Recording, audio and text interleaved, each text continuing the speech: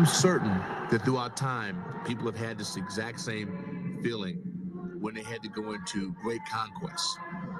It's what most guys think the Super Bowl experience will be like, but the Super Bowl pales in comparison to this.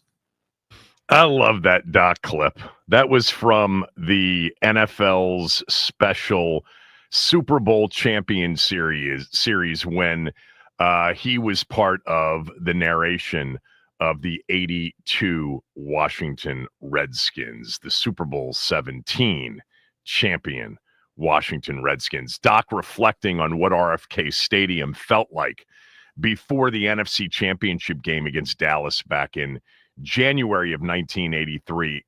For those of us who remember it, it is kind of a hair on the back of your neck standing up kind of thing, for sure. And nobody's better at laying it out with more drama than one Richard Doc Walker. Good morning, everybody. RFK 2030. Here we go. The show today includes Mark Seagraves from NBC Channel 4. He broke this story on the stadium yesterday. The city and the team are closing in on a deal for the team to return to the RFK site in what would be a $3 billion plus deal, with the team picking up at least $2.5 billion of the cost. It seems like very good news. There may be a few hurdles, but we will talk to Mark Seagraves from NBC4 in about 20 minutes. At 12 noon today, Mike North will join me on the show. He was actually on my podcast yesterday, and I'm going to play it for you today. Mike's one of the key people at NFL headquarters in New York who puts together the NFL schedule. Anybody that is a schedule geek like I am, this conversation is for you. We're a week away from the draft. We are less than a month away from the schedule coming out, and that's a big deal for the league. It has generated a lot of attention over the last, 10 plus years. It used to be sort of just put out. You read about it in the newspaper the next day, and then, right around the turn of the century, it became more popular. And then about 10, 15 years ago, they started to turn it into a huge NFL television show. How does the league view Washington this year in terms of high leverage games, primetime games, in terms of the biggest spots on the NFL calendar? He'll answer that. What about Philadelphia on opening night? The defending champs open up on Thursday night, September 4th. Is Washington a possibility for that game? What about Thanksgiving? What about Christmas? What about the international games? Brazil is a possibility because the Chargers are hosting on Friday night, September 5th, and Washington does have a scheduled road game against the Chargers. What about Madrid, where the Dolphins host that international game in November? Washington has a scheduled road game against the Dolphins. So what about all of those possibilities? Mike North from the league office, he is one of the key people in putting together the schedule. You'll hear my conversation with him at 12 noon. This from Richard to kind of open the show. Richard writes, Kevin, not even a day, and your NBA playoff suggestion blew up. 2 games tonight, meaning last night, and both of them blowouts from the start. Thanks for nothing. This from Cedric. Cedric writes, Kevin, bad day to push the NBA playoffs. 2 bad games tonight. Sacramento didn't even try. Looked like they were attempting to lose. Yeah, Richard and Cedric, you're both right. That was not good basketball last night. The night after, an incredible game between Golden State and Memphis. You're going to have nights like that. And it did look to me, you're right, Cedric, it did look to me like the Kings didn't care about winning or losing. DeMar DeRozan looked like he was trying. He had 33 in the game. But man, Anthony Davis was knocking down shots. When he is healthy, he's a top 5 player in the league. I mean, I think he is. He's right there. When he is healthy, in terms of a two-way player, he's definitely top 3 in the league. offense, defense. The problem with him is, will he actually be upright for enough games? Or will he go down in a heap and, limp off with a hangnail? That's the problem with Anthony Davis. Klay Thompson was on fire last night. Good for him. Dallas now plays Memphis on Friday night, with the winner advancing as the 8th seed in the NBA playoffs to face Oklahoma City. In the first game, man, I don't know what it is about the Miami Heat and playing games, but they just win them. And they destroyed the Chicago Bulls last night. Neither game was competitive. Both of them were pretty much blowouts by the time you got to halftime. So they were boring. I ended up last night, and I'm going to save this probably for Monday, Max. I don't know why I did this. I usually do this like the weekend before the draft. The key positions in terms of what Washington's looking for, I'll sit there and just, act like I'm a film expert by myself, which I'm not. But I watched 2 hours, almost 2 hours of like highlight stuff from all of the edge rushers in the draft. Ooh. There are a couple that I love. And the guy that I've talked about for a while now, Mike Green, he ain't making it to 29. No chance. No chance. He's been getting mocked like inside the top 20, top 15 for the past couple weeks now. His stock has risen so quickly. Yeah, he's really good. By the way, Abdul Carter is going to be a superstar. A monster. He is going to be an absolute superstar. You saw that in college anyway. But there are a couple of guys that I definitely think are like guys at 61, or if they were to trade back and have multiple second-round picks, depending on where they are, there are some guys that are really interesting. And there are some guys that clearly are excellent against the run, but not so good in terms of their pass rush ability. And then there are just some pure pass rush guys. And there are guys that, just totally pop on tape. I mean, there's a guy named David Walker from Central Arkansas. I don't know if anybody's heard of him. I'm sure some of you guys that are really into the draft have watched him. Look, the level of competition is not great necessarily at the, FCS level, but this dude is an absolute freak pass rusher. He never got blocked. I mean, he couldn't be blocked by anybody at that level. So I'll save a lot of that for Monday and next week. Look, I think there's a pretty good chance that edge is the position that ends up getting selected by Washington in the first round. That is the heavy odds choice. It doesn't mean it'll happen.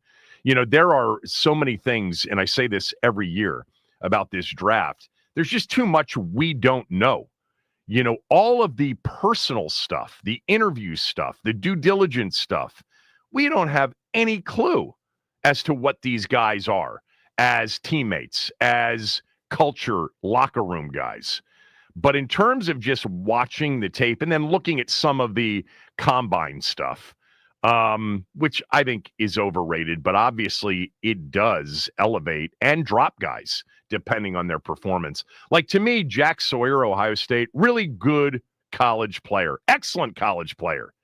Man, he's unathletic when you just watch over and over again compared to his teammate. Anyway, we'll do much of that on Monday's show. Yeah, that's what I did last night for 2 hours. When you become, an empty nester, even though I do have one of my sons home now, and it's great to have him home because I have somebody to hang out with. But when you are kind of at that age where you are an empty nester, you got to find things to do. And that's what I did last night.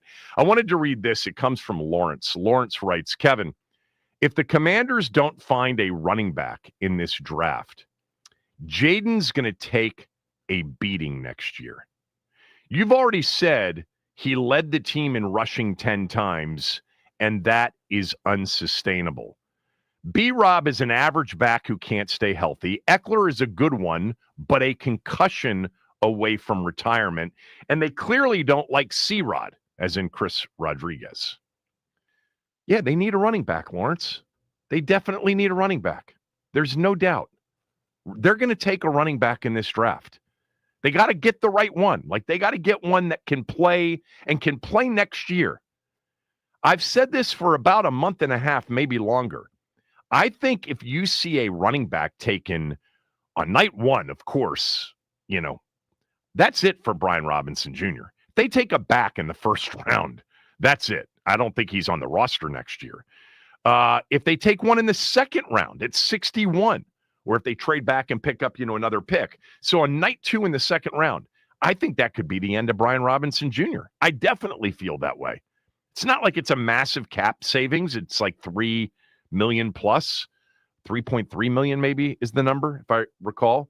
But I just think that they are looking for, look, I think part of the reason for Deebo Samuel is just the weapon that he is.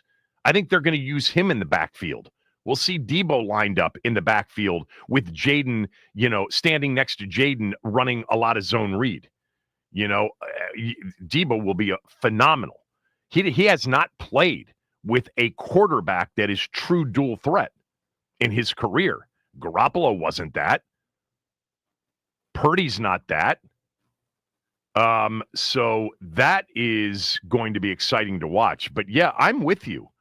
I think they're definitely taking a running back. I think if it comes on day 3, you're just hoping. This draft is deep at running back. I've looked at a lot of the running backs. There is, I do think, some separation between Genty and maybe everybody else. I think Genty is like one of those backs that I'd be surprised if he's not a top 5 kind of running back in the NFL quickly. I think Hampton has that kind of ability from North Carolina. Travion Henderson's just a massive home run, big play, guy. I mean, breakaway, game-changing speed. Love him. He's not a 20 carry a game back. I'm not even sure Hampton's that. Genty is. Genty's a 3-down back. Genty is going to get 20-plus touches a game from the jump. And every time you see these mock drafts now, he just keeps climbing. Doesn't he, Max? Like, is it possible that this dude goes in the top 5? I'm sorry. No worse than the Raiders at 6, right? Yeah, the Raiders is an interesting case because there's so much they can do there, but you're not going to run Zamir White back out there, are you? No. So yeah, it has to be Genty at the Raiders at the latest. Yeah, this guy is going to be a top 6 pick in the draft. He's that good. Yeah. And then, the other guys, I've talked about him for a while.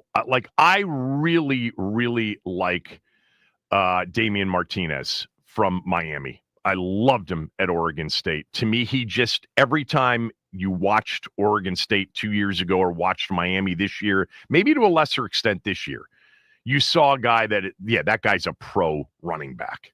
He's a guy that, you get an offensive line and you get rolling. He could go for, 22 for 160. I like him a lot, but I think the 2 stars, there's one definite star in Genty. There's a potential star in Hampton. There's a potential game-breaking, not full-time back in Henderson. And then you got a lot of guys, I like Judkins too. Then you got a lot of guys that, could end up being great, but more likely than not will just be good. But Washington needs a back. Yeah, I get it. Lawrence, they're going to take a running back. They've got 5 picks. To me, it is even money that a running back is selected with one of their 5 picks. If they end up with just 5, possibility they end up with more than that. But at 29 in the first round, Genty and Hampton are gone at that point. Genty's definitely gone, and I think Hampton's gone at that point too. I think both of those backs are gone. The over-under, by the way, on running backs in the first round is 2.5. So that, if you're going over, you're predicting that Henderson or Judkins, probably one of those 2, gets selected late first round. And I would guess that it would be Henderson. If there are 3 running backs taken in the first round, I'm going to guess that the third is Henderson, just because the speed and the home run ability is tantalizing.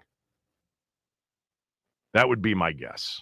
But there are going to be a lot of running backs taken in this draft, and they're going to be running backs that are taken as undrafted free agents. There will be a push for all of these guys that don't get selected, and if you don't get one shortly after the draft. But yeah, I'm with you. I think that, with respect to Jaden and the impact on Jaden, yeah, it would really help if 2 things happen, right? One, the O-line overall is better because we still don't know why they struggled to run the football with running backs. We don't know if it was the back. We don't know if it was the line. We don't know if it was potentially play calling. I'll tell you, in some of the zone read game last year, and we talked about this on, after games, Jaden sometimes didn't make the right decisions. But you put a really good back there that can carry the load, and you can get, an average of 3 or 4 less carries from the quarterback a game. Yeah. You don't want him leading your team in rushing 10 times. You don't want that. I'm with you on that. All right. Yeah, there was big news yesterday. The news yesterday that Mark Seagraves broke is that DC and the team are closing in on a deal to bring Washington back to RFK. Now, I think this is something that we were expecting. We had Eric Flack last week on the show just to get an update because I was like, what's going on here? And Seagraves in his story referred to something that Eric shared with us last week, which is this looming $410 million in budget cuts that DC faces for the current fiscal year that were imposed by Congress. And that may have been something that slowed down the process, because I think we kind of felt like, didn't we, that there was a framework for a potential deal long before it got passed, before Congress, left for the holidays in December. And Schumer was, there at 2 a.m. in the morning, saving it. But, I mean, I think DC's been the favorite. This was interesting from a number of standpoints, including, the idea that this is a $3 billion plus project. The team will fund $2.5 billion of it, probably minimum. The city will be on the hook for about $850 million of it. $500 million of the $850 paid out between 2026 and 2030, and then the other $350 would be paid through taxes generated from the development around the stadium to cover costs of what the city will be asked to do, which is to develop the stadium infrastructure. We can ask Mark. Typically, I think that means roads, parking, etc. The team will be responsible for the residential, retail, mixed use around the stadium. This is going to be great for the city, ultimately. But there will be some battles, including from groups that will want, the NIMBYs, the not in my backyards, yard people. There is a group already starting to push for a public vote on this. That typically doesn't go well when you get a public vote on a stadium. Most residents of cities aren't for giving billions of dollars to billionaire owners. Mark Seagraves with all of the information on Washington moving back to RFK when we return. Kevin Sheehan Show, the Team 980, theteam980.com. We're free and live on the Odyssey app.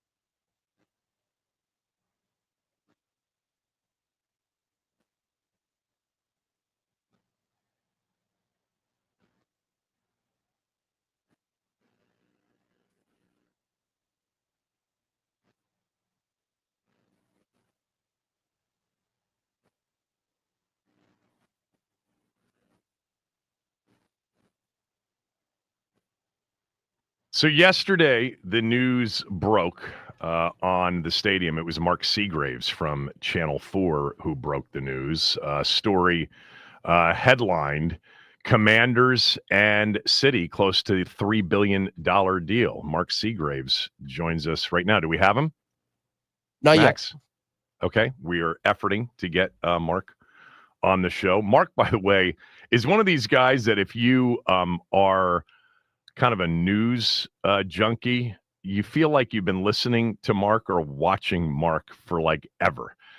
He's done such a phenomenal job over the years on local radio and local TV.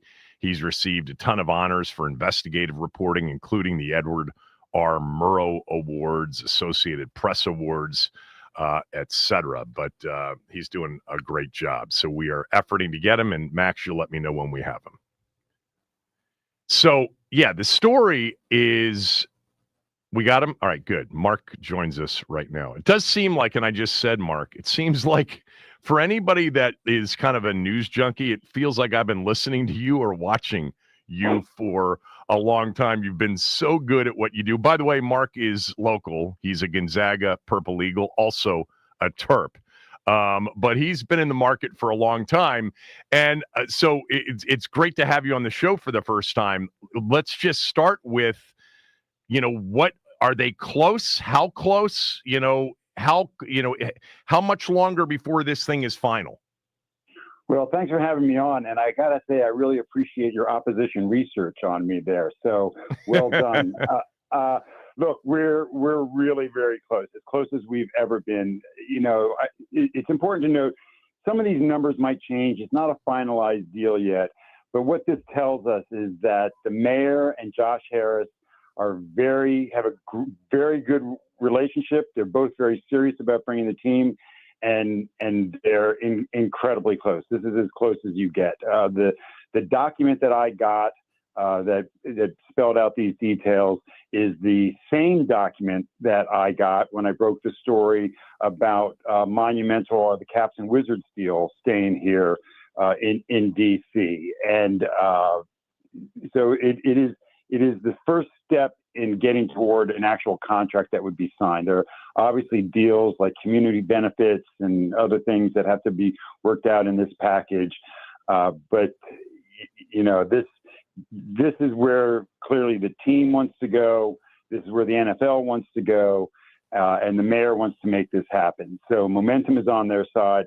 The problem is timing could not be worse for the mayor on this one right now, just because of the budget crisis DC is facing. Yeah, I was going to ask you, you mentioned the $410 billion in budget cuts that were imposed by Congress.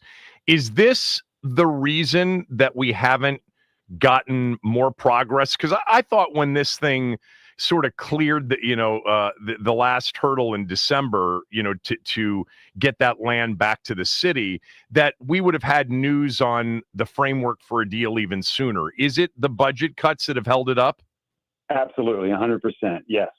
My information is that the mayor and the team have been wanting to make an announcement for some time, and they would have had this continuing resolution that Congress passed that absolutely screwed the district out of the first $1 billion. Now it looks like it's just down to $400 million. But that jammed everything up, because what that did was that stopped the mayor from being able to present her 2026 budget. She can't present her 2026 budget to the chief financial officer and the council while the 2025 budget is not resolved, and the 2025 budget is in limbo because of Congress and this $400 million budget gap. So that had to be resolved before she could submit her 2026 budget. When the mayor announced on Monday at a press conference, kind of just off to the, it wasn't a matter of factly, she said, "Oh, we finished our 2026 budget. It's done.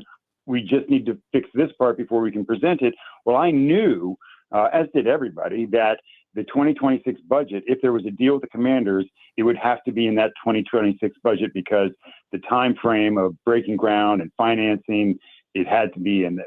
And so I asked her if it was in there at the press conference, and she just laughed and kind of blew it off and danced around it and whatnot. But, that let me know that the deal was pretty much done, enough so that the financing was in the budget. And so that's what they're waiting for. You heard the mayor after my story last night put out a statement that they hope to have some kind of an announcement in a few days.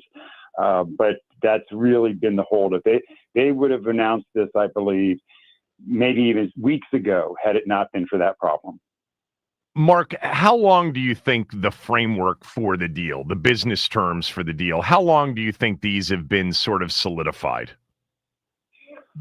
Well, again, still in flux, right? But I believe that they've had a framework for a deal maybe for weeks, because I know there's been talk about, wanting to make the announcement and again, navigating the two budgets, the 2025 and the 2026 budget problems, because the 2026 budget, we knew even before Congress did what they did to DC was facing $1 billion in budget shortfalls over the next 4 years anyway, right? So they were headed into dire times budget-wise. This just makes it all the worse. But I believe that they've had at least the framework of a deal in place for weeks, and just waiting for some of this dust to settle with Congress and the budget before they could make an announcement. Mark Seagraves from NBC4 is joining us. He broke the news yesterday on a deal. They're closing in on a deal, the team and the city, to return the team to the RFK site in D.C. I think we've heard for a while now that the ultimate cost would be $3 billion, give or take a few $100 million. How did it break out, from your standpoint, with what you reported, Washington's football team putting up $2.5 billion, this city up to $850 million?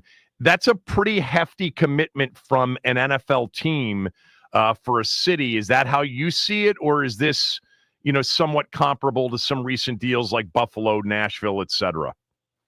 So on this, I'm going to defer to you sports guys because it is not my wheelhouse by any stretch of the imagination. But yeah, look, if you are pro stadium, right? If you're on the side that's like, yeah, we want the team back in DC, we think a stadium is a good investment for a jurisdiction to make, then yeah, when you look around the country at other deals, you have to look at this deal as a pretty good deal for the city compared to what some other, it's far easier to find examples of cities where the jurisdiction has paid much more money into a stadium than what we're seeing here. So this seems, if these numbers stay, and again, sources tell me that these numbers may change a little, and the team's contribution may decrease a little bit before the end, before they get to actually signing at the bottom.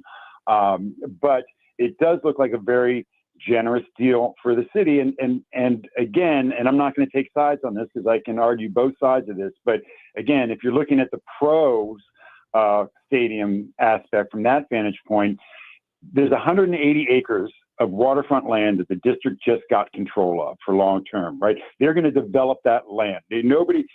Everybody's on board with that, right? Everybody. They're going to develop that land. There's going to be something there, parkland, green space, retail, residential, and maybe a stadium, right? So if they're going to do that, the city was going to have to invest in infrastructure regardless, right? You can't just build a development without new roads and metro access and sewers and all the underground stuff that we take for granted. And the city was going to have to pay for that regardless of what's going to go there. So they were going to have to make that kind of investment. Anyway, a lot of this money is going to go to the parking structure, and that parking structure, of course, will serve the stadium, but it would also serve everything else that's going to go on there at the same time. So that's going to be the line the mayor takes, is that the city's investment is for infrastructure surrounding the development that they would have to do anyway.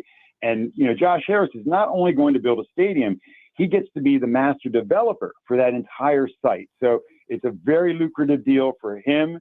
And it seems to be a good deal for the city. The flip side of that is, look, if you're anti-stadium, if you're of the mindset that stadiums are not a good investment for cities to make, or this is just a bad time to do it given the budget crisis, then there's no math that's going to make you, come around to that. And it's a very valid point that, look, the mayor, she's going to have her first press conference next Monday, and she's going to have to talk about furloughs of government workers, cuts to government services, and then trying to fund an $800 million deal to bring a stadium. That is a tough balancing act.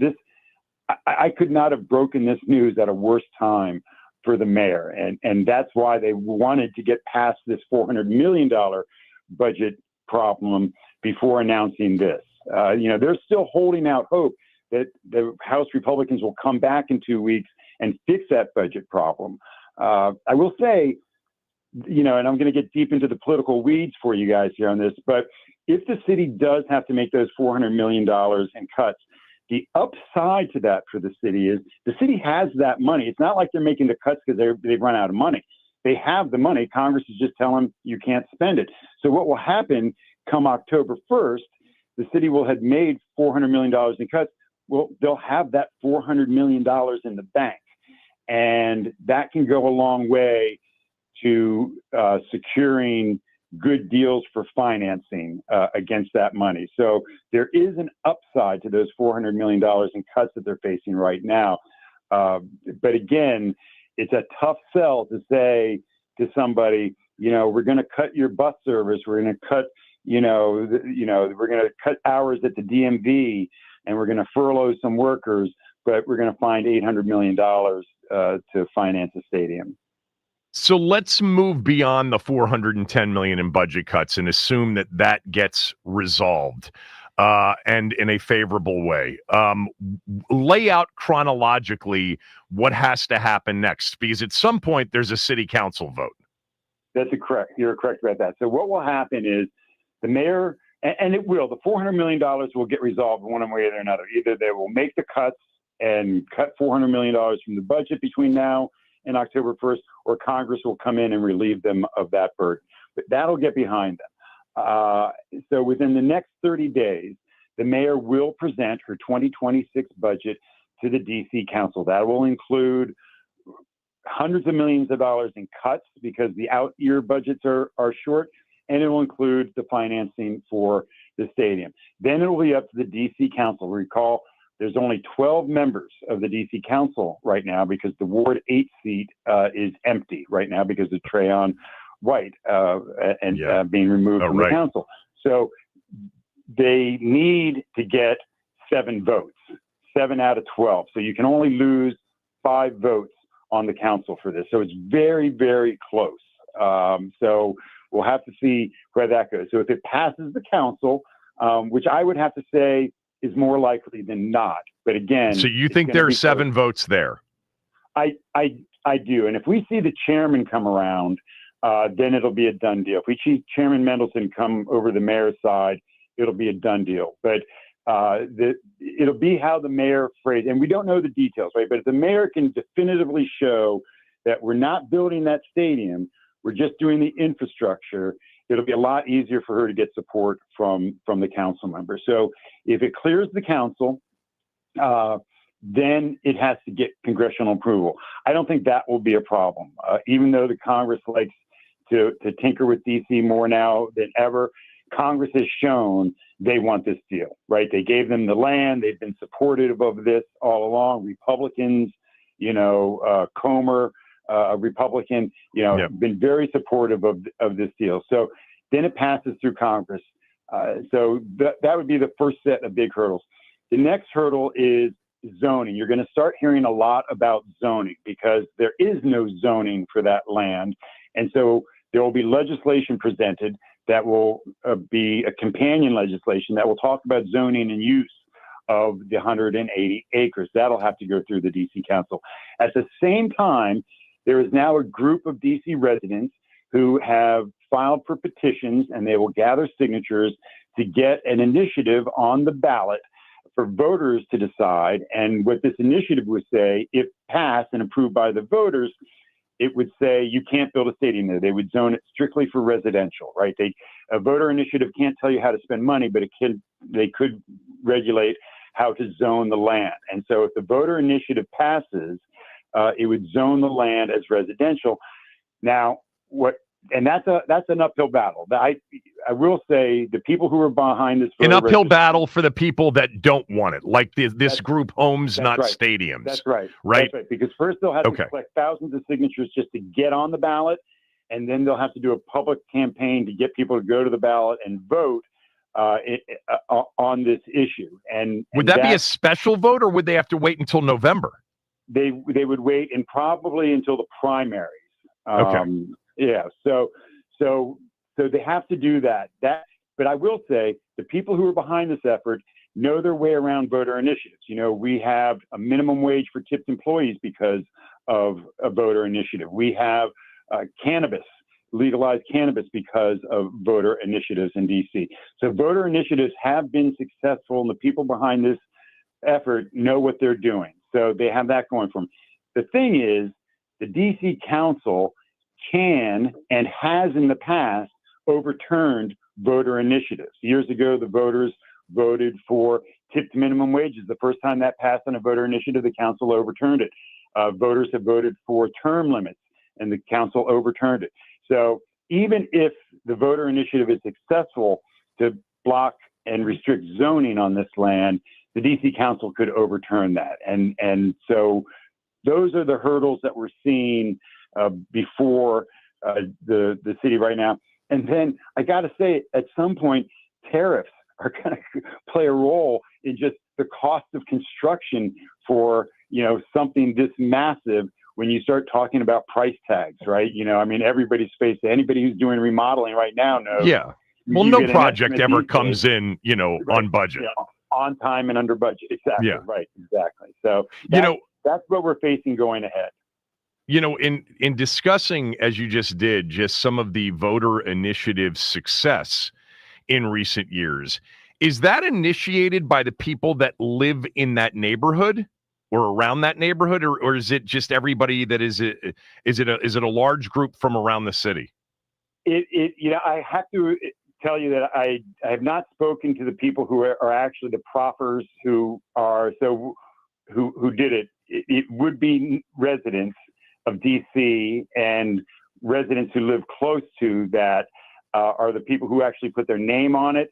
But the people who are behind it, the machine behind it, are also DC residents, but they're very active DC residents. Yeah. People who have realized that this is an effective way to legislate and do an end run around the council.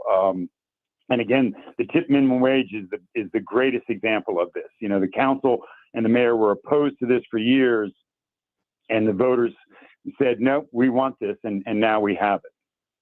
Mark Seagraves from NBC4 joining us. The mayor has to sell this, obviously. She's got to get the 7 votes from the city council.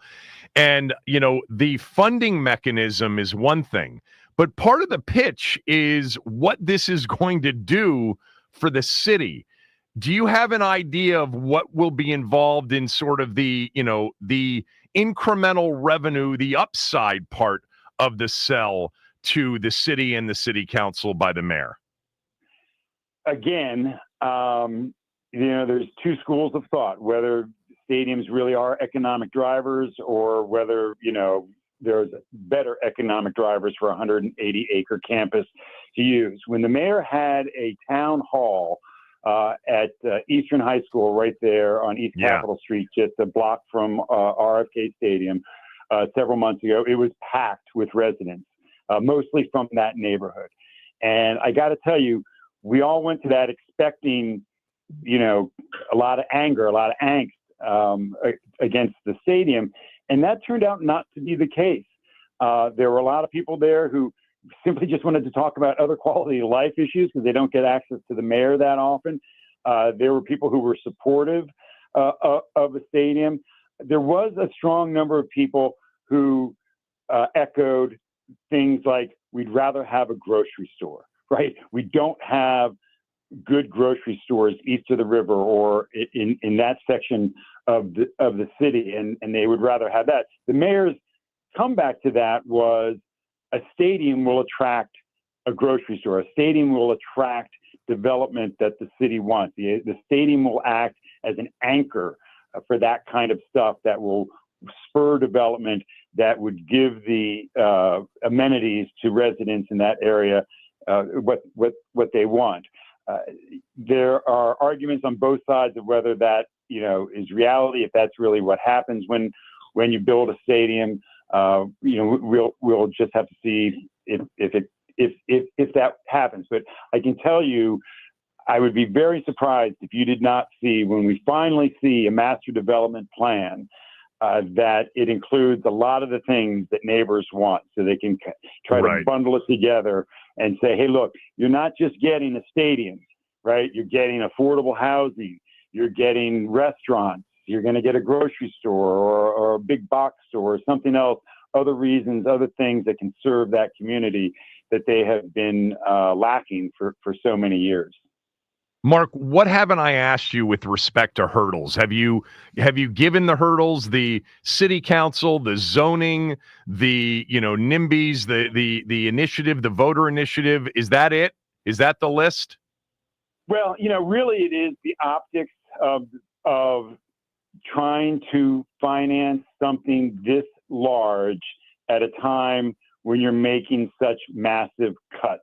Right. In the budget, and just spent $500 million on Capital One. That's exactly. And the mayor just said when she announced the cuts and the spending freezes that she was implementing on Monday, she announced spending freezes and hiring freezes for projects because of the $400 million cuts. I asked her, what about capital projects? Specifically, what about the monumental deal? Will you still be making those payments? And she said, those are exempt from the spending freezes. So she is committed to that. And I will say, you certainly look at Capital One Arena as an economic engine for downtown. I mean, there's no doubt about that. You can't argue that certainly. I mean, you just look at what the outcry was when we thought Monumental was leaving. Right. And you heard Ted Leonsis say he didn't care about the small businesses that were going to suffer. His constituents were the team, the fans, and that did not land well, as you will recall.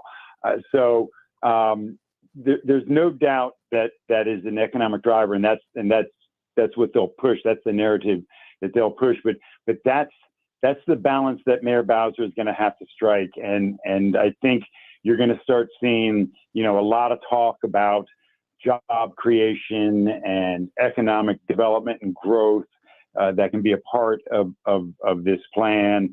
And then, we haven't even talked about things like project labor agreements. Will they use union labor to do then you start getting into all that minutia and all the special interest groups that come out that want to benefit from these projects. So, there's a lot more to be thrown at us, but again, I think the biggest thing to take from this reporting is that the city is closer than ever before.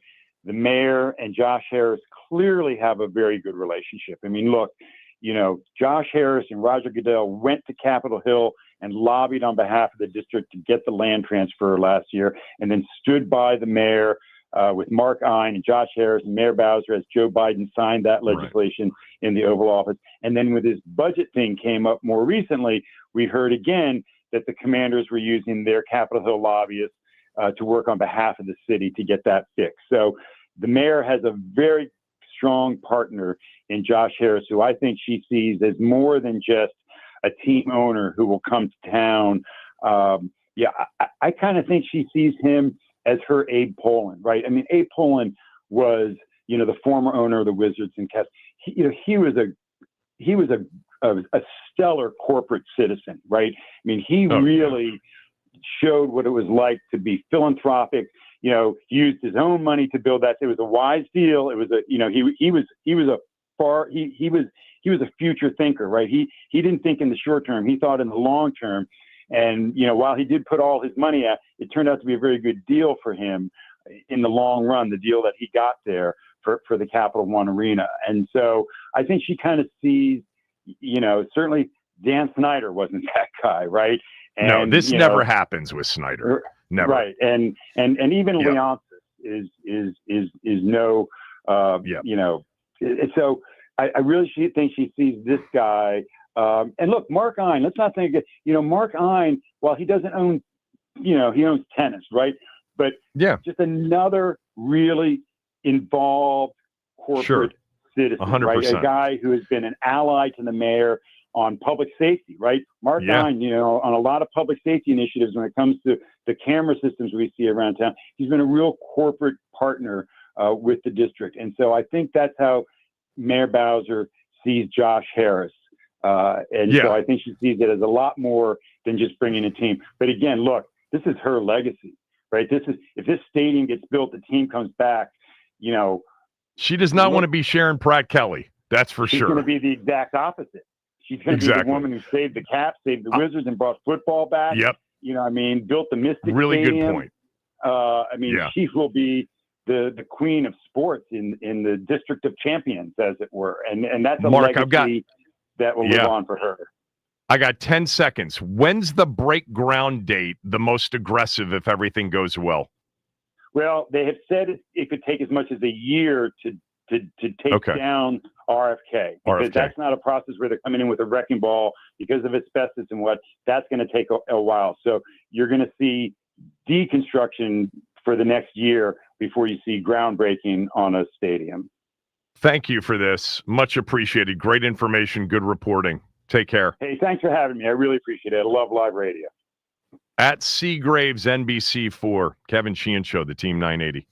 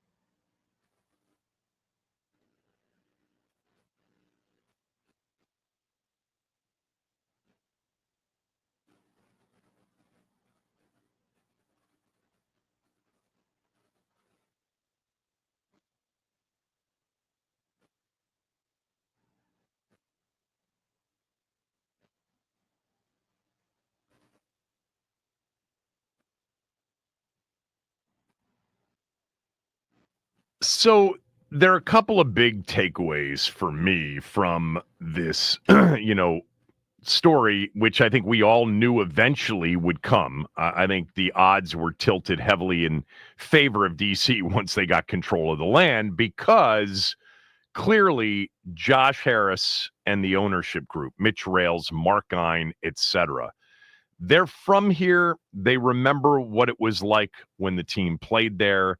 They understand the fan base wants it back in DC, and that's where they've wanted it. And by the way, I would suggest, and I've been trying to get some information that's more definitive on this, but just easy back of the envelope math tells you that they're going to be spending a lot more money to go to DC. The commitment from Josh Harris, Mitch Rales, Mark Gein, and this ownership group, $2.5 billion plus, maybe it comes in under, maybe it comes in over, is a lot more than what they would have spent to stay in Landover. They own the land already in Landover. They would have had to build a stadium. There was already $1 billion committed to development around it, around the stadium. But the cost would have been less. Maryland was going to contribute, and the move to DC for the team is more expensive. That's number one. Number two, this never happens with Dan Snyder as owner. I mean, there's no chance that they get any sort of deal done. It was hard to even, you had a guy in that organization in Joe Maloney who was as good as it gets when it comes to public affairs. And I'm talking about in the last few years, including in the first year of Josh Harris's ownership. And they were making great progress with the city, and Joe was a big part of that. But with Dan, non-starter almost. So difficult. With Dan, more likely than not, you're in Maryland. Maybe Virginia, but Virginia's always seemed like a long shot. Virginia just doesn't do these deals, as we've found out. Number three is, I do think that certainly politically, the name change had an impact. But remember, the feeling with respect to the name change when it got changed, the environment for it was much different in 2020 than it is in 2025. I think the much more significant event in getting Washington's football team back to the city is Dan Snyder selling the team and then having competent and, by the way, normal business people to deal with DC, and very willing and committed to spend a lot more to move back to DC than to stay in Maryland. The deal in Maryland, I'm waiting for some information on this, but it would have been more favorable economically in terms of the cost to stay right where they were. So another reason to kind of, look at the change in ownership and just say, wow, it's amazing how much has changed in a year and a half. Dan sells the team. We have a committed ownership group, by the way, with money, even though they spent $6 billion. Dan had money, but it was not a great situation. The actual P&L of the football team, take away the TV money, was not great. They weren't selling tickets, they weren't selling merchandise, and they were losing corporate sponsors by the dozens each year. That came back, in a big way immediately. It's not all the way back. I don't know that they've sold out season tickets yet for 2025 off of a season in which they won 12 games. 11 games, actually, for the first time since 1991, advanced as far as they have since 91 in the postseason. They have a quarterback. They have a coach. They have real people in the organization that are actually pleasant to deal with. And now, another sort of on the priority list, on the to-do list, the top few things, start to change the culture, start to engage in the community, start to figure out a way to win on the field, and find a way to build a new stadium by 2030, preferably back in D.C. Now the only thing missing, as we all know, is to do something about that wretched name. All right, 301-230-0980, 301-230-0980. There are two things that I want to give you a chance to weigh in on. First of all, just the nostalgia of it all. You know, this is not going to be an old, rickety outdoor stadium with grass that you have to paint green once you get to late November and early December. Yeah, that's what they had to do. For those of you that don't know RFK and have only heard about it, once the weather turned cold, that grass died, it became dirt, and they would spray paint the dirt green to make it look like it was grass. But it was great. And the weather, when it turned nasty, it was a home field advantage. And that stadium, as we all know, was built to retain sound. And it was the loudest and most intimidating environment in the NFL. Nobody from that era that played, coached, or as fans showed up, went, even if you were a visiting fan, would say any other place other than maybe an indoor place like the Kingdome or the Superdome, but the Saints weren't great for most of those years. But in terms of outdoor venues, there was no stadium in the league more intimidating than RFK. The new place is going to be a dome stadium. It's not going to be, natural grass. I don't know. Maybe they'll have the natural grass that they'll bring in to the stadium. They'll grow it outside and bring it in on game day. I don't know how that will work, but it's going to be a dome stadium. It's going to be likely somewhere in the general area of 65,000 seats because that's what you need minimum for a Super Bowl. And I'm sure that the NFL, by the way, one quick thing, because I don't want to lose this thought. The NFL for new stadiums contributes like $250 million.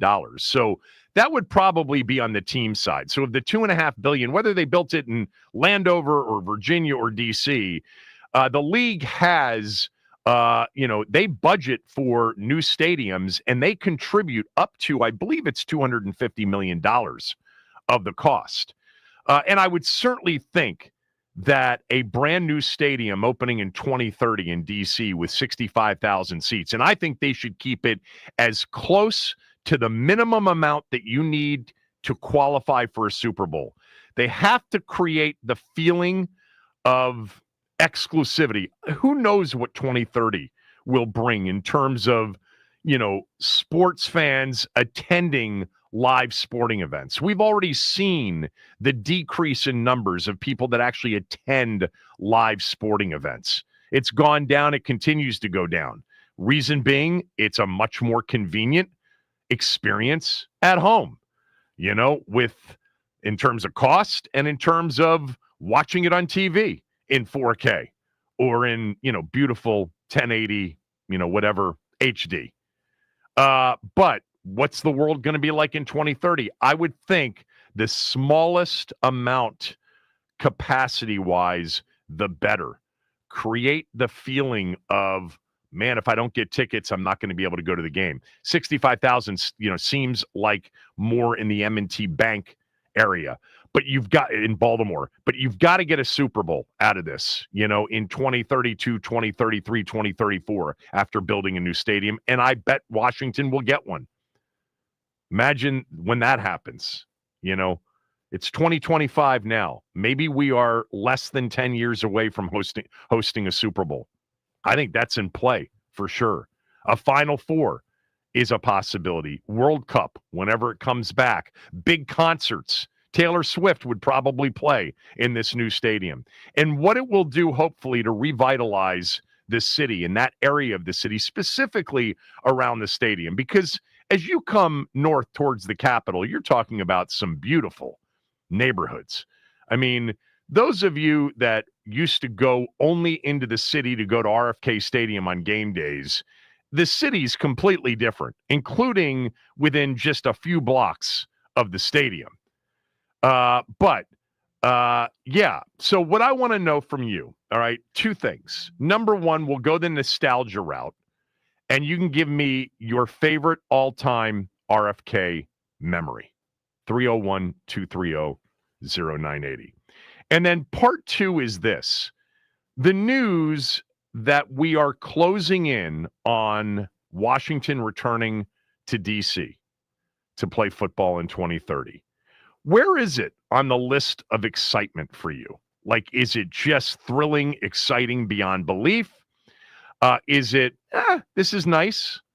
Or is it you don't care that much? It's too far in the future. You don't go to as many games as you used to. This is more for my kids. This is more for my grandkids in some cases. Where is it on the scale for you? Nostalgia is part one. Give me your favorite all-time RFK memory. And two, where does this news, because it does appear that this is going to happen, where do you rate it? You're thrilled beyond belief? This is okay. This is nice. Or you couldn't care less. 301-230-0980. You're listening to the Kevin Sheehan Show on the Team 980, the team980.com. We're free and live on the Odyssey app. We are also on the 980 YouTube page, streaming live. Just go to the Team 980 YouTube page, open the app, type in Team 980, and hit the subscribe button for us. That's important. Also, like the YouTube stream for us, if you don't mind. I'm live 10 to 1. Craig is live from 4 to 7 on the Team 980 YouTube page. Don't forget, again, to like the stream and turn on notifications to stay up to date on all things DC sports.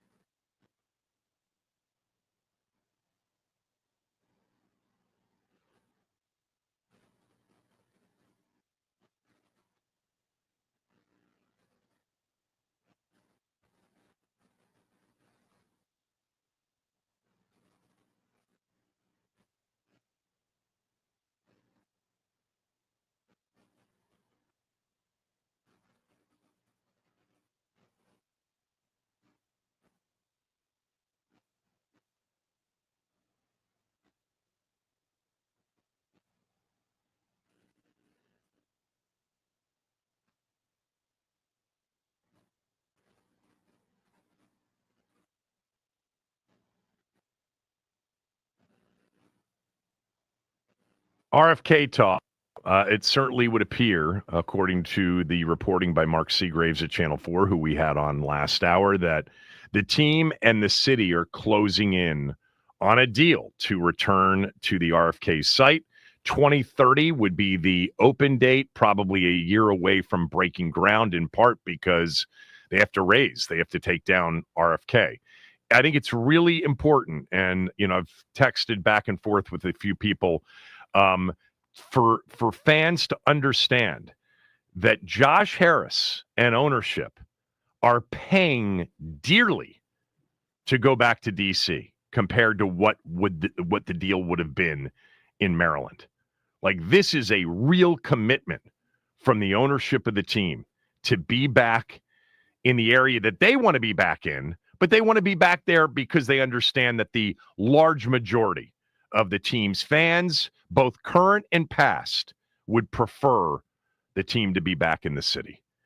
$2.5 billion out of pocket, plus maybe, depending on, these things rarely come in under budget. And this is a much bigger commitment than Buffalo and Nashville, the two recent ownership groups that are building new stadiums. This is a massive commitment to return to the city. And look, to the mayor's credit, and she has been able to really sell it, pitch it, and get it done.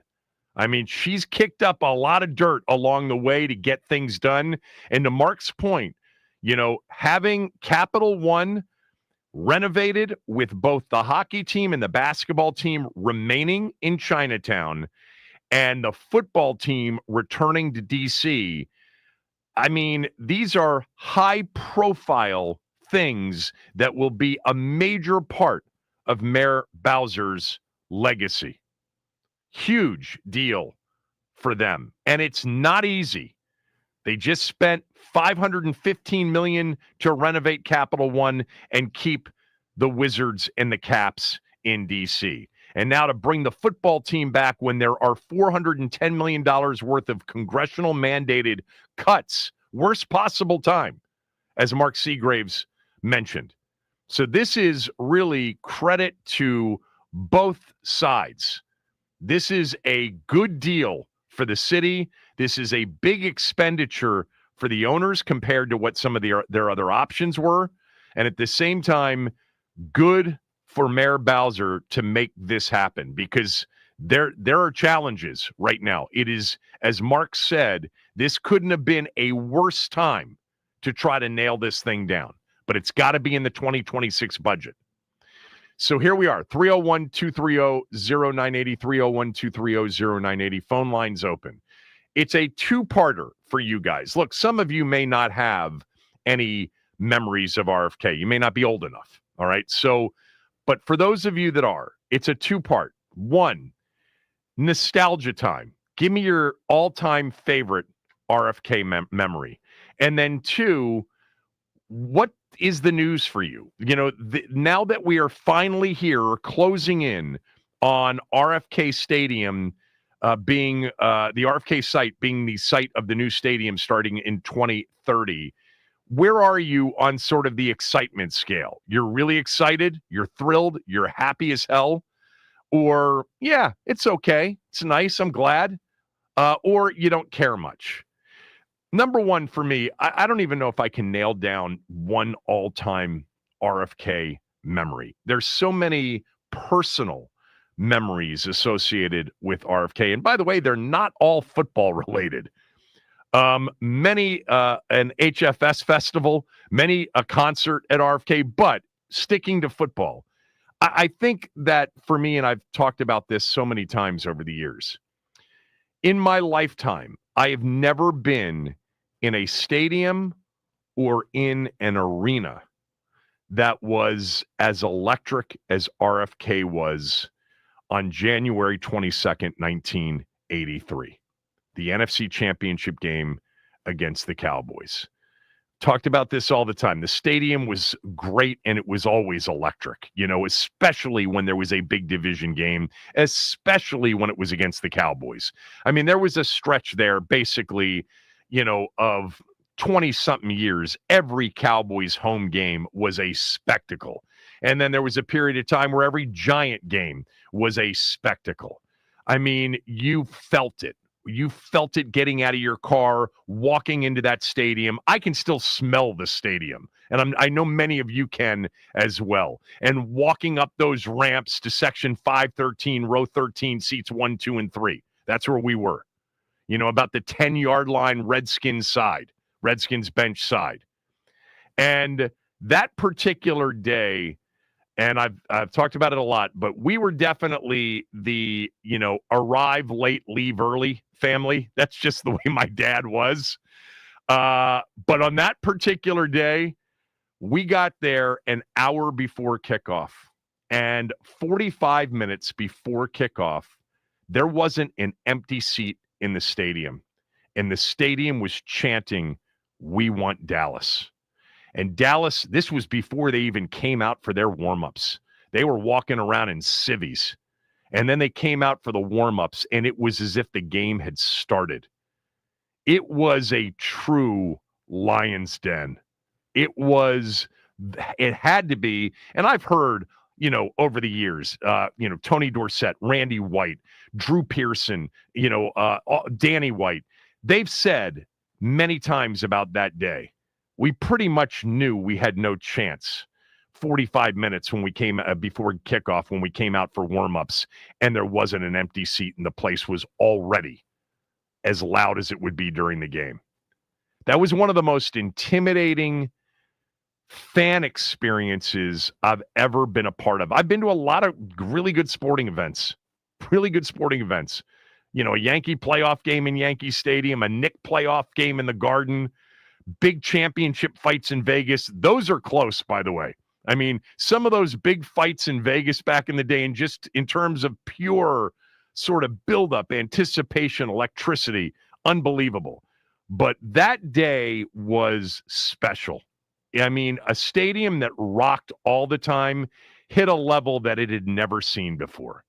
And it's funny because there's a touchdown pass in the game to Butch Johnson, and he had that earthquake celebration in the end zone. And by the way, I'm not even sure he caught it. Replay may have overturned it. But beyond that, you could have heard a pin drop. That was the so many of the road teams that came in said the best part about playing at RFK is if you played well, to hear how it went from, whatever the highest decibel level count, you can be without breaking your eardrums, to absolute silence, pin drop you can hear when you're winning the game. It was incredible. Now, for me, as far as the news in returning to RFK, I'm excited. I'm a DC resident. I think it'll be great for the city. I think it'll revitalize an area that right now is a bit of a blight, certainly around the stadium.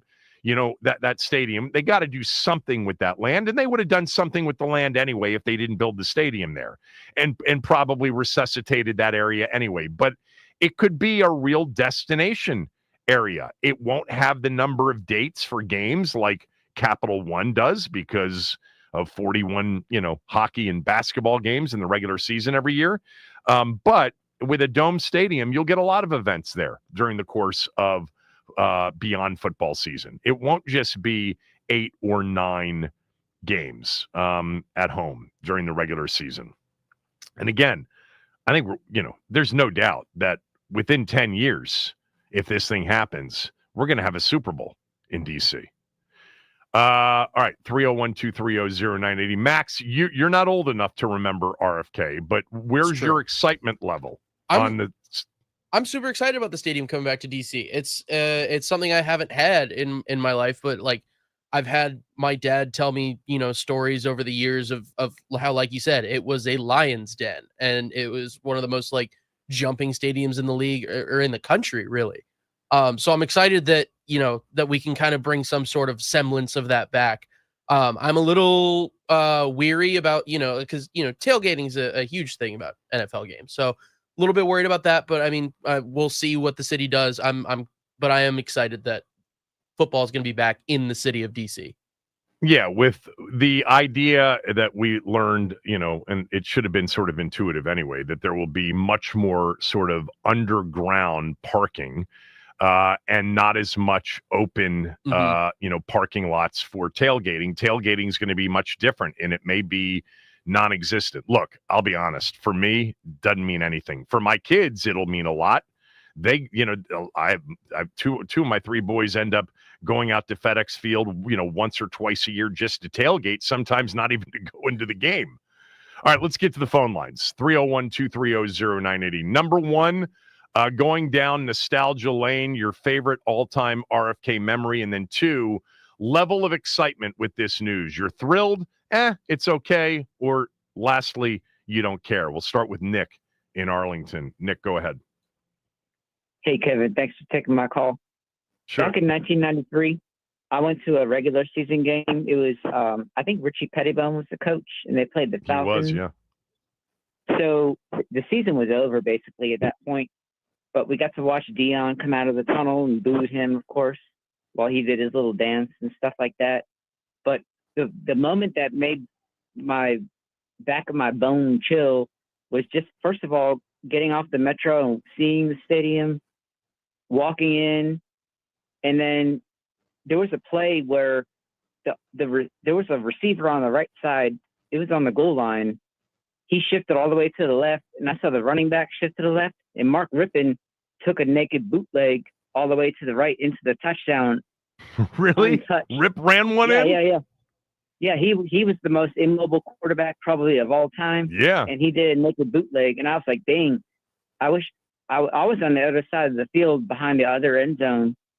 But I thought that was amazing. I mean, and the fans, even though they weren't all there at that point, the fans that were there, we went nuts. And we knew the season was over. That's a good one. I mean, I let me just tell you, I don't think a lot of people are going to pick a 1993 game as an all-time memory because they were horrible that year in the 1 year with Richie as the head coach. But thanks, Nick. What about your level of excitement on the return to DC? Well, can I say one more thing about RFK? In 2005, when the Nationals came back, or when they got a team from Montreal, I wore my Della Green T-shirt to a game, and when I went through the tunnel to the upper deck, I'm not like an emotional person, but I could have cried right there, seeing like this pristine green grass baseball field and things like that. And I was like, man, I wish they could have kept that place intact. I didn't care that it was old school and they only had hot dogs and stuff like that. I would have been cool with that, like to this day, if they could have kept it intact and renovated it or whatever. But I'm cool with it. I was. Yeah, thanks for the call, Nick. Appreciate it. Let me just tell you, when the Nats arrived here in 2005, I remember the same thing. I remember going to RFK Stadium to watch a game and just walking into that stadium and seeing green grass. It was for baseball, and the configuration was different. But, man, it brought back just a flood of memories because that was the first time being back in that stadium in 8 years. The team moved from RFK at the end of 96. They're 9 years. It had been a while, and it was still a rundown dump.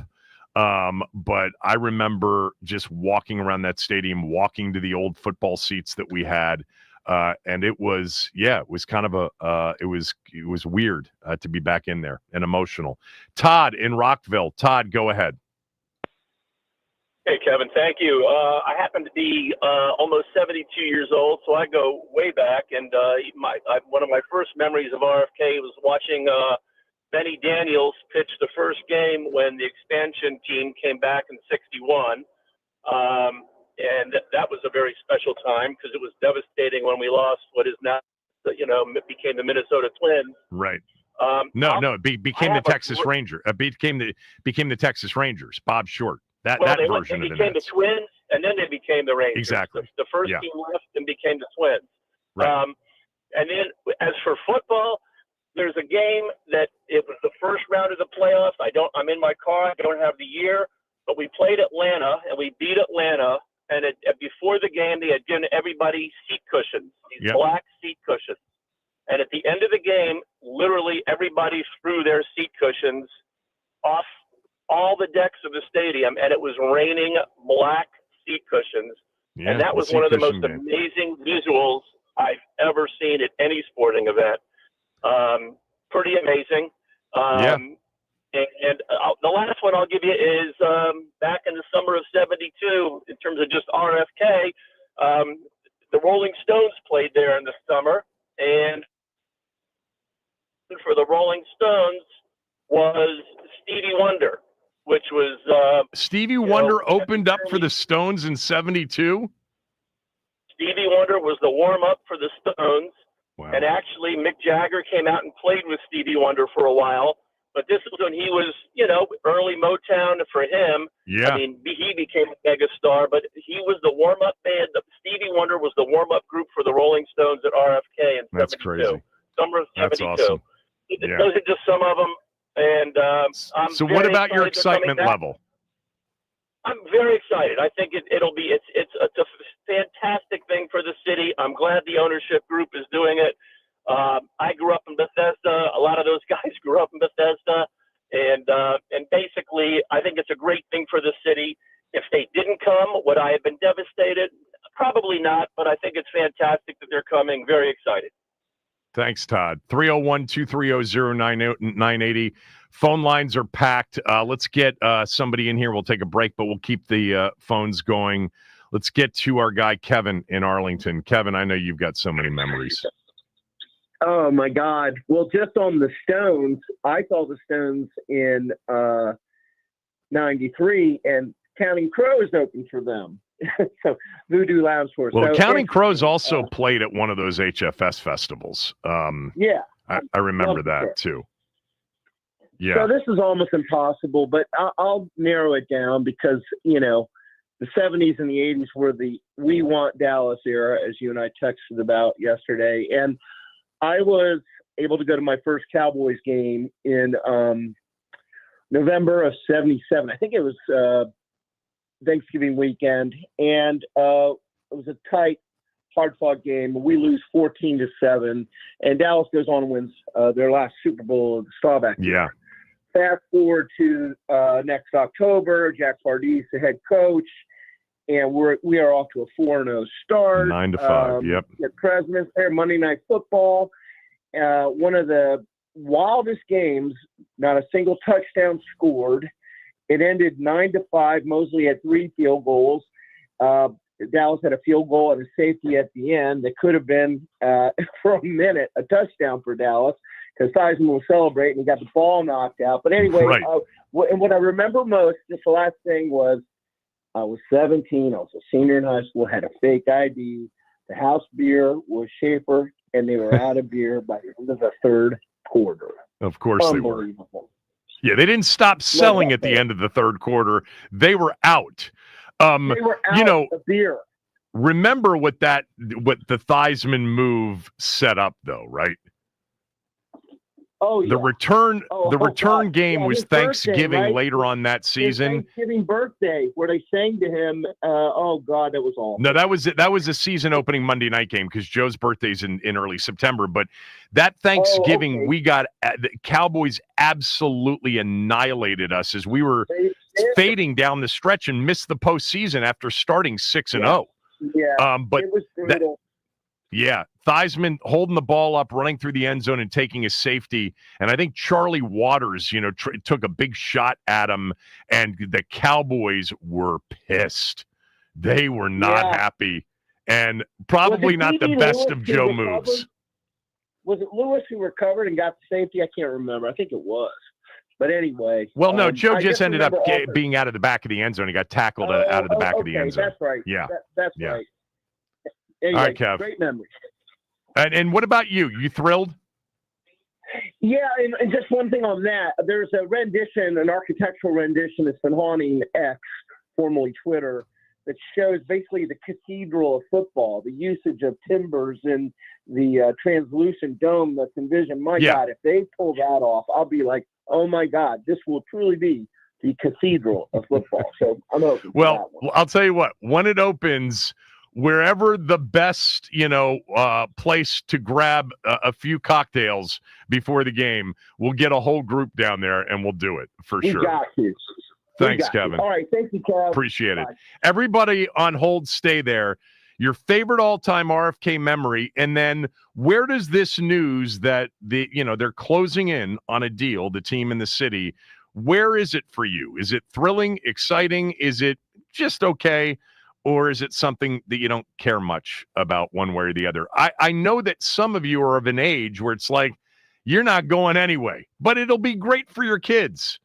301-230-0980. It's the Kevin Sheehan Show. We're on the Team 980, the team980.com. Don't forget to tune in and follow us and watch us on our live stream on our 980 YouTube page. Please hit the subscribe and like buttons.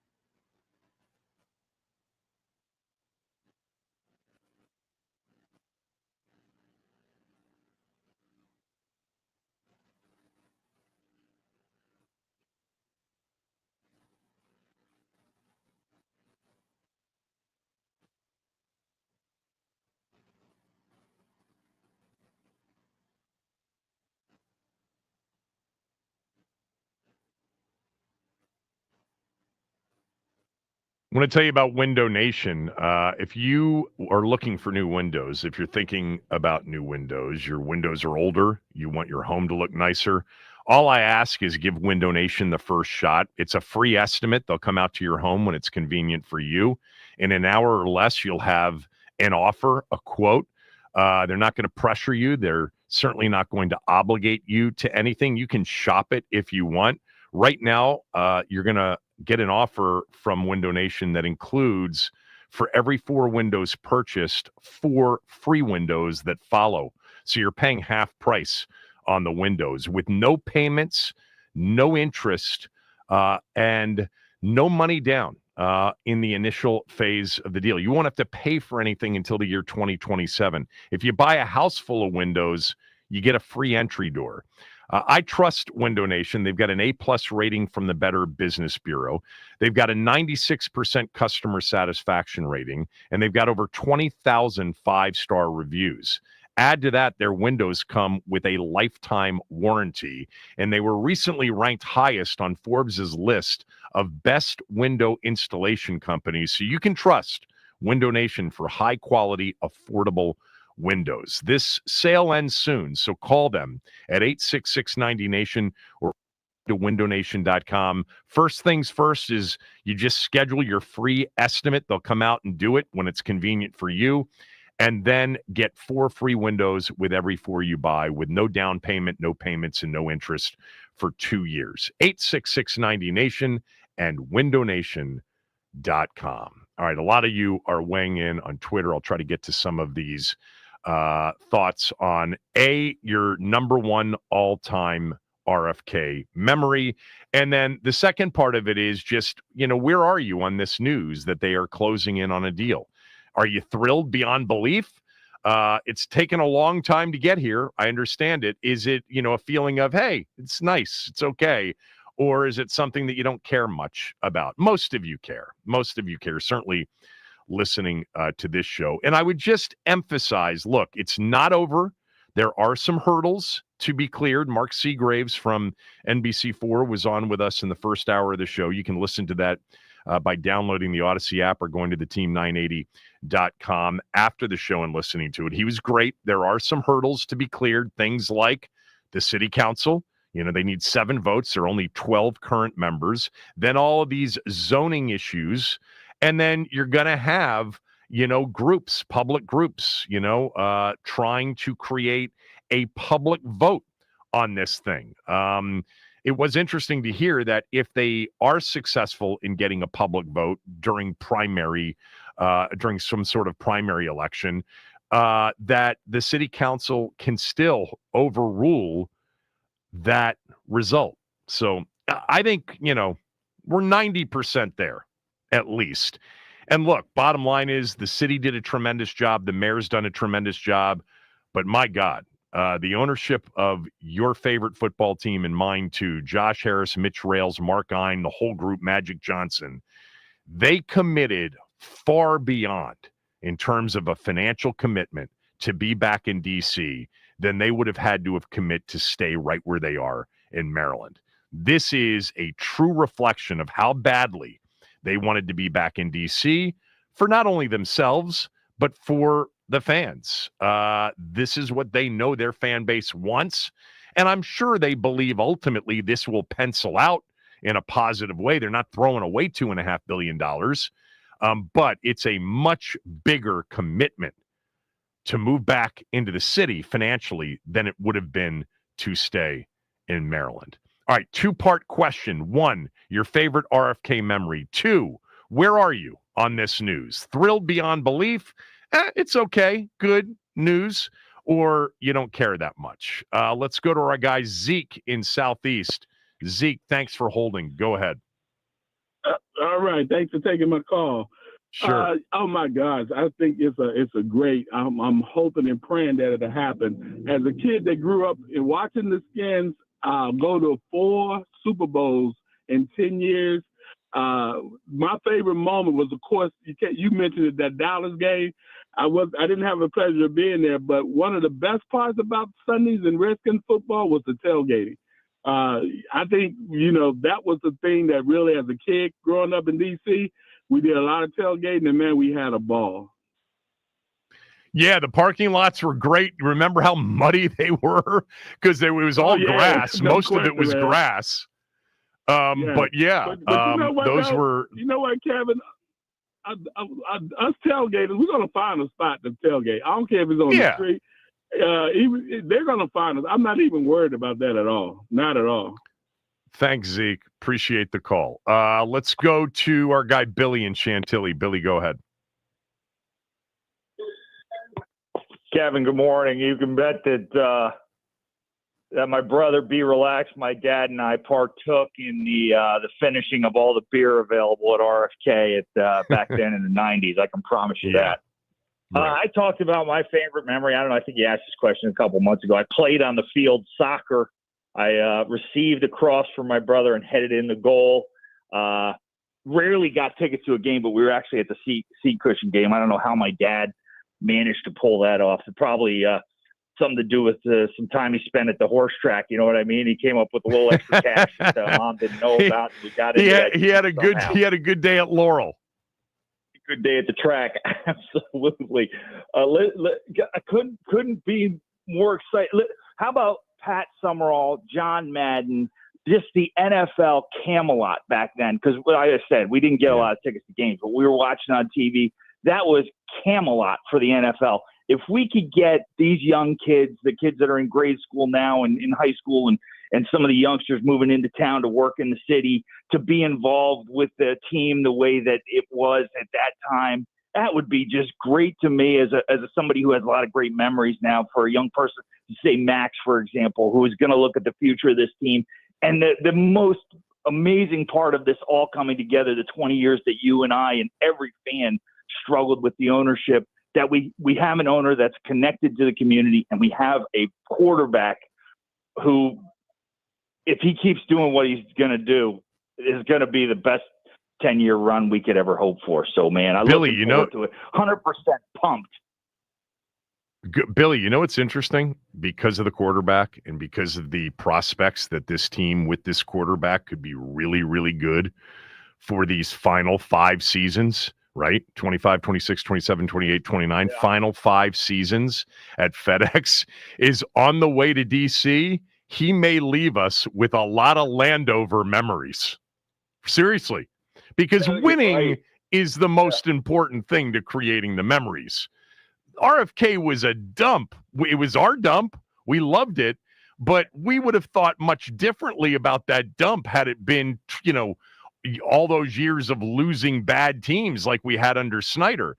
But imagine there are a couple of NFC championship wins at FedEx Field or at Northwest Field, in these final 5 seasons. I mean, on the way out to the new place, there could be a lot of lasting memories that are positive from the current place.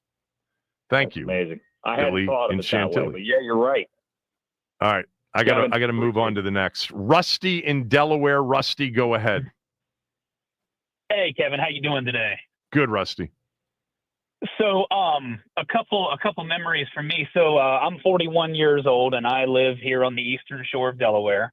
My father was the largest distributor of the Washington Times here on the eastern shore when I was a kid. That was his business, and his boss was from Bethesda. And whenever I would see his boss, he would give me some sort of Redskins memorabilia. And back then in our area, there were no Ravens, so you got the Redskins on TV. And they became my team almost by default. But then also from the gentleman who my dad worked for, he gave me. So one of my memories is the seat cushion game. I think you're going to hear that a lot. And he was there. He was there, and he gave me his seat cushion. He did not throw it on the field. And that hung on the wall in my room as a kid next to a picture of Riggo running that touchdown in the Super Bowl. And I cherished that seat cushion. I remember taking it in for a show and tell in school. And so I went to one game at RF. Yeah. I remember the back of it. My dad owned on the side. He owned a couple gas stations, and I believe the back of that seat cushion had a Mobil logo on the back of it. Your dad was quite the entrepreneur, huh? Yeah, he's probably the reason why I am how I am. So yeah. But nonetheless, I went to one game at RFK, and that was a Nationals versus Padres game in 2007. And I echo some of the same feelings that the guy talked about with his Darryl Green T-shirt. I just remember walking through the stadium, and I'm an Orioles fan. I got the tickets for free. The last thing I was thinking about was the baseball game. I was just walking around that place and just thinking about my me too. I was the first 24. couple of times I was in RFK with the Nats back, it was all about just taking in RFK with grass and with fans in the stands and just thinking back to the way it was. Yeah, 100%. Which was a scene I wasn't familiar with except for on television. So being able to see that in person was a lot of fun. As far as where they're moving to, so this year will be my 4th season as a season ticket holder, and I am a bit I'm a bit comfortable with my ride to Northwest Stadium. It's very easy. And I also don't believe that I'll be able to afford a $15,000 a year PSL when they come out in 2029 or whenever that happens. Yeah, it'll be interesting to see how that part of it goes, because PSLs have not necessarily maintained themselves with new stadium opens in recent years or even existing stadiums. I don't know how it'll go. Let me move on, Rusty. I appreciate the call. And no problem, one thing I promise you is it will be easier to get to RFK than it has been to get to FedEx or Northwest Field over the years. 301-230-0980. I see the phone lines packed. We'll take calls for another segment or so. And then Mike North, the man who makes the NFL schedule, will jump on with us. All right. Back after this.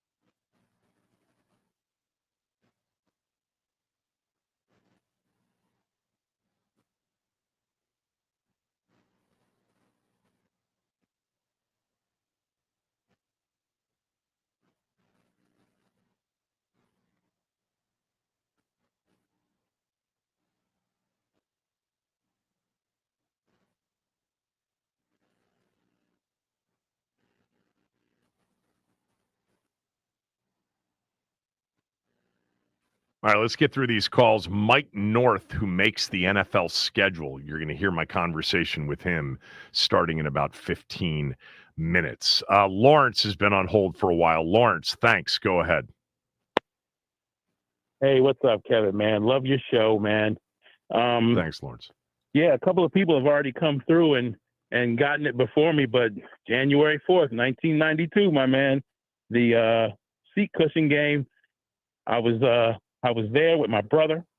It was pouring down rain. It was freezing cold. Horrible and, day. And I was sitting on the lower level, and if you look behind me, like three rows, those people were dry. We were sitting in the rain.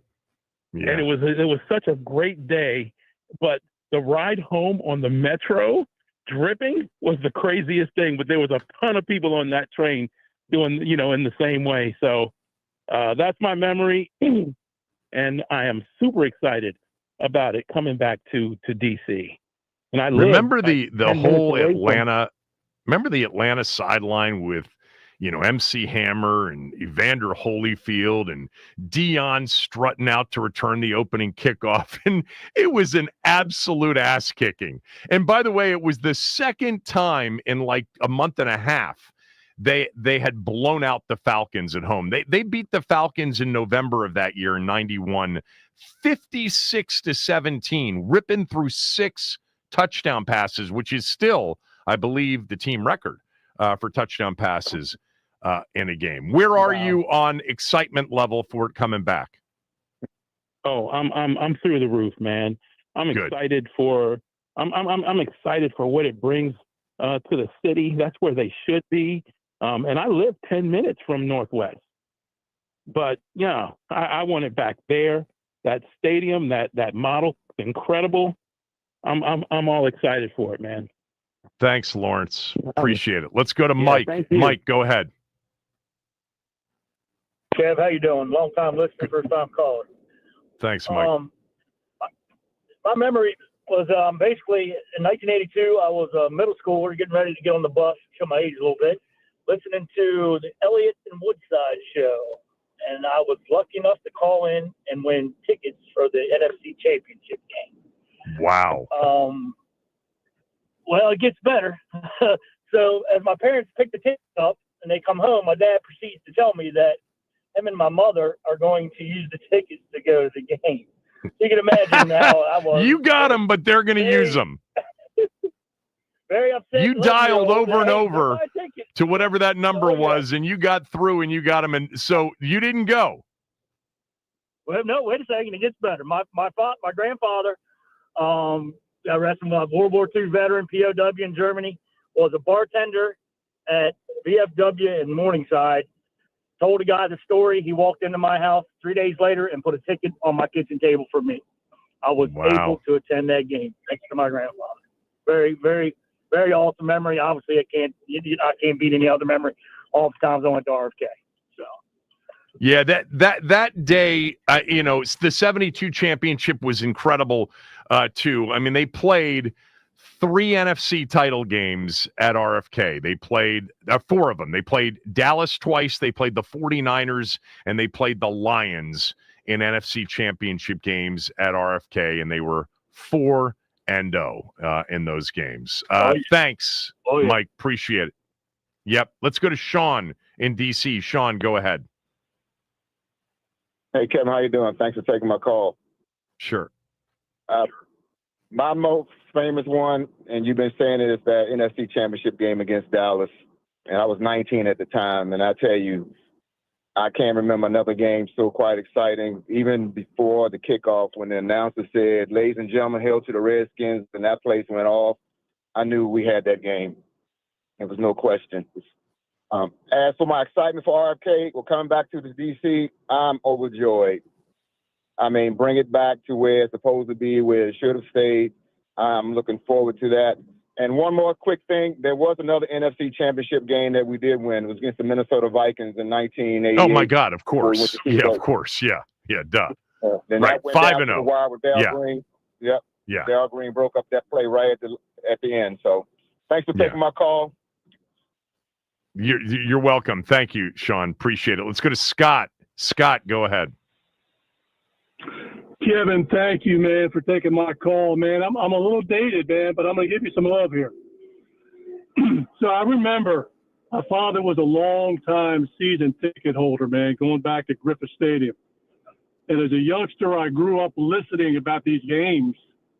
And when I finally got to go to RFK Stadium as a kid, it was bigger than life, man. I'd never seen – the TV didn't do it justice, man. You know what I mean? Yeah.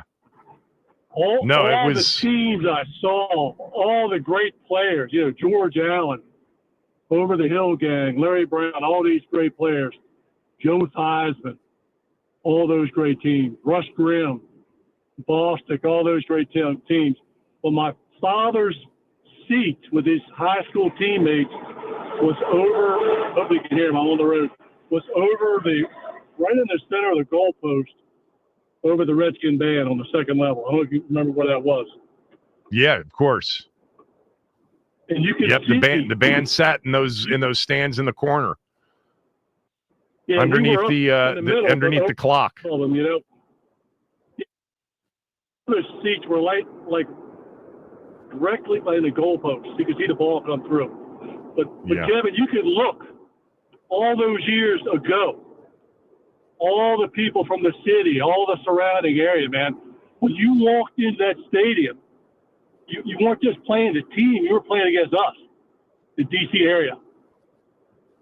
No doubt. It's something I can't even put words into. It was the unifier. It was the as a single biggest unifier in our city. And it always has been, even in Landover. It just, obviously the interest level deteriorated, and we saw the erosion of something that was so special to all of us, courtesy of the worst owner in the history of North American sports. But it's changed now. So are you excited that it's going back to DC?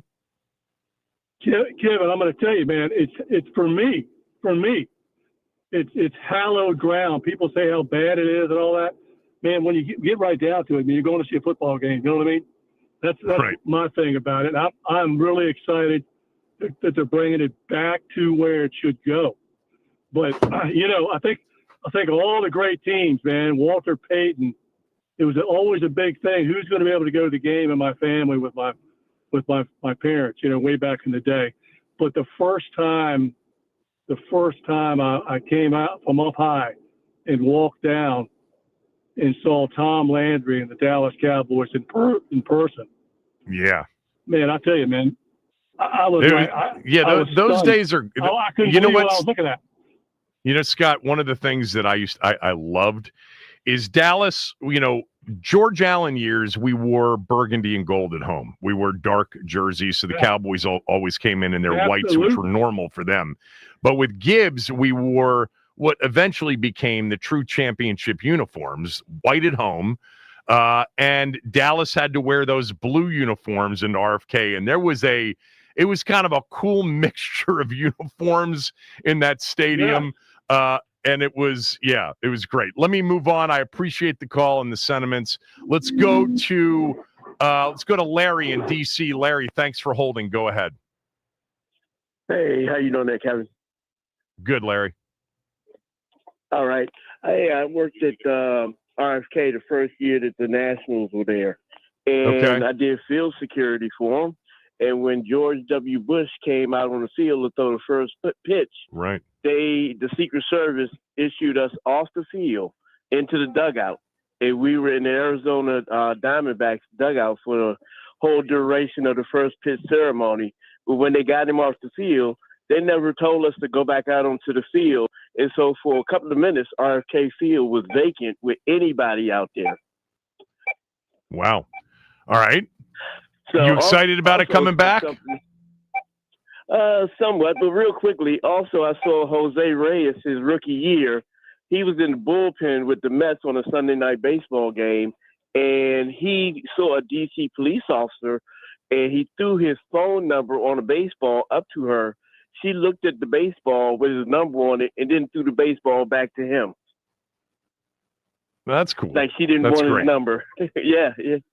But yeah, I'm kind of. Oh, she didn't want his number. She threw it back like, no, I don't want it. Got it. Larry, thanks. No. Appreciate the call. Let's go to Jim and Laurel. Jim, thanks for holding. Go ahead. Hey, Kevin, long-time listener, and I've won some contests through y'all. Oh, thanks, Jim. Yeah, well, I go back. The first game I ever went to was in 1970. It was the Redskins versus the Cardinals. I was 10 years old. So I go way back, but I was never a season ticket holder. But one of the most memorable games is we lost this game, but Herschel Walker was there. He was a running back for the Eagles. Yeah. And we had tickets, on the side of the field. And I heard somebody above me, because you remember they used to have these overlays up there. And I guess those are places where people can go in and out. And Colin Powell came out of this room and walked down this walkway. That's all I remember. I was like, that's Colin Powell. But yeah, it was a place for all of the, DC stars, which were mostly politicians, to show up, especially into Jack Kent Cook's box. Look, all of you I didn't get to, I apologize. We had a lot of calls on this.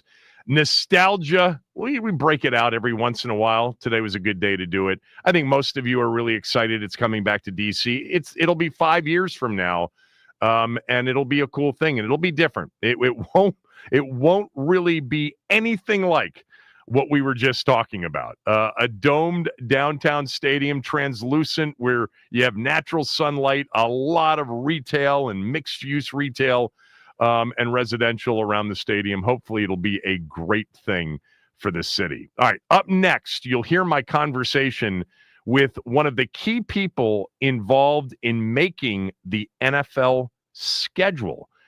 What about Washington this year? How are they being viewed by NFL schedule makers? That's next.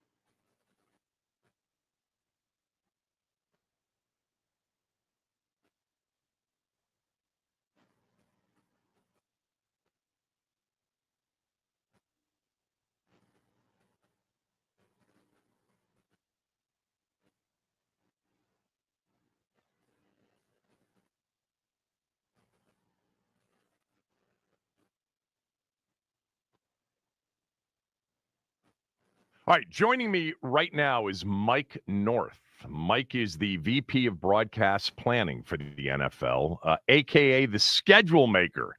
It is really nice to have you on the show. My listeners know this. This is going to be a lot more fun for me than for you. Sorry about that, because I'm a total schedule geek, but I guess you are as well. How long have you been doing this?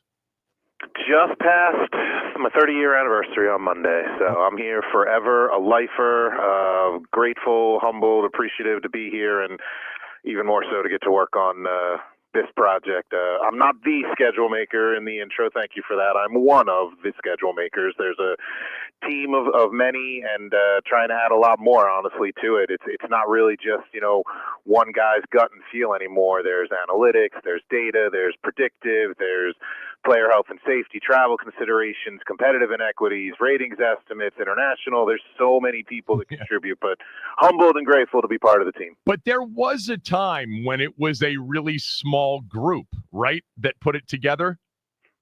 Yeah, it really was. I'm here long enough to remember that, the schedule process itself really wasn't what it's become. People, I know they cared, but they didn't care like they do now. It wasn't this cottage industry. There weren't people like you in the media who really put a lot of time and energy and attention onto it. So it was really just kind of one of those things where, schedule kind of came out early to mid-April, kind of under the cover of darkness. Oh, the schedule's out? Oh, okay. Well, I guess we'll start planning our fall. Now, as the league has grown and the fanhood and the passion of our fans has increased, now it really has become this sort of watershed moment kind of mid-May where everybody just kind of hits pause, takes a look, and now we know how we're spending our fall. Yeah, it's amazing the popularity of the schedule release in recent years. All right, so there are 272 regular season games that you've got to put together over a 4-month plus period, which includes, obviously, the first game of the year, September 4th, Thursday night in Philadelphia with the defending champs. As you said, Sundays, Monday nights, Thursday nights, holidays, international games, a Friday night game, a Black Friday game, the late season Saturday triple header. So give us just, a tiny bit about the process. When do you really start to get after it? Do you have to wait until after the Super Bowl? How much do the teams get a say in anything? What are the basics of the process?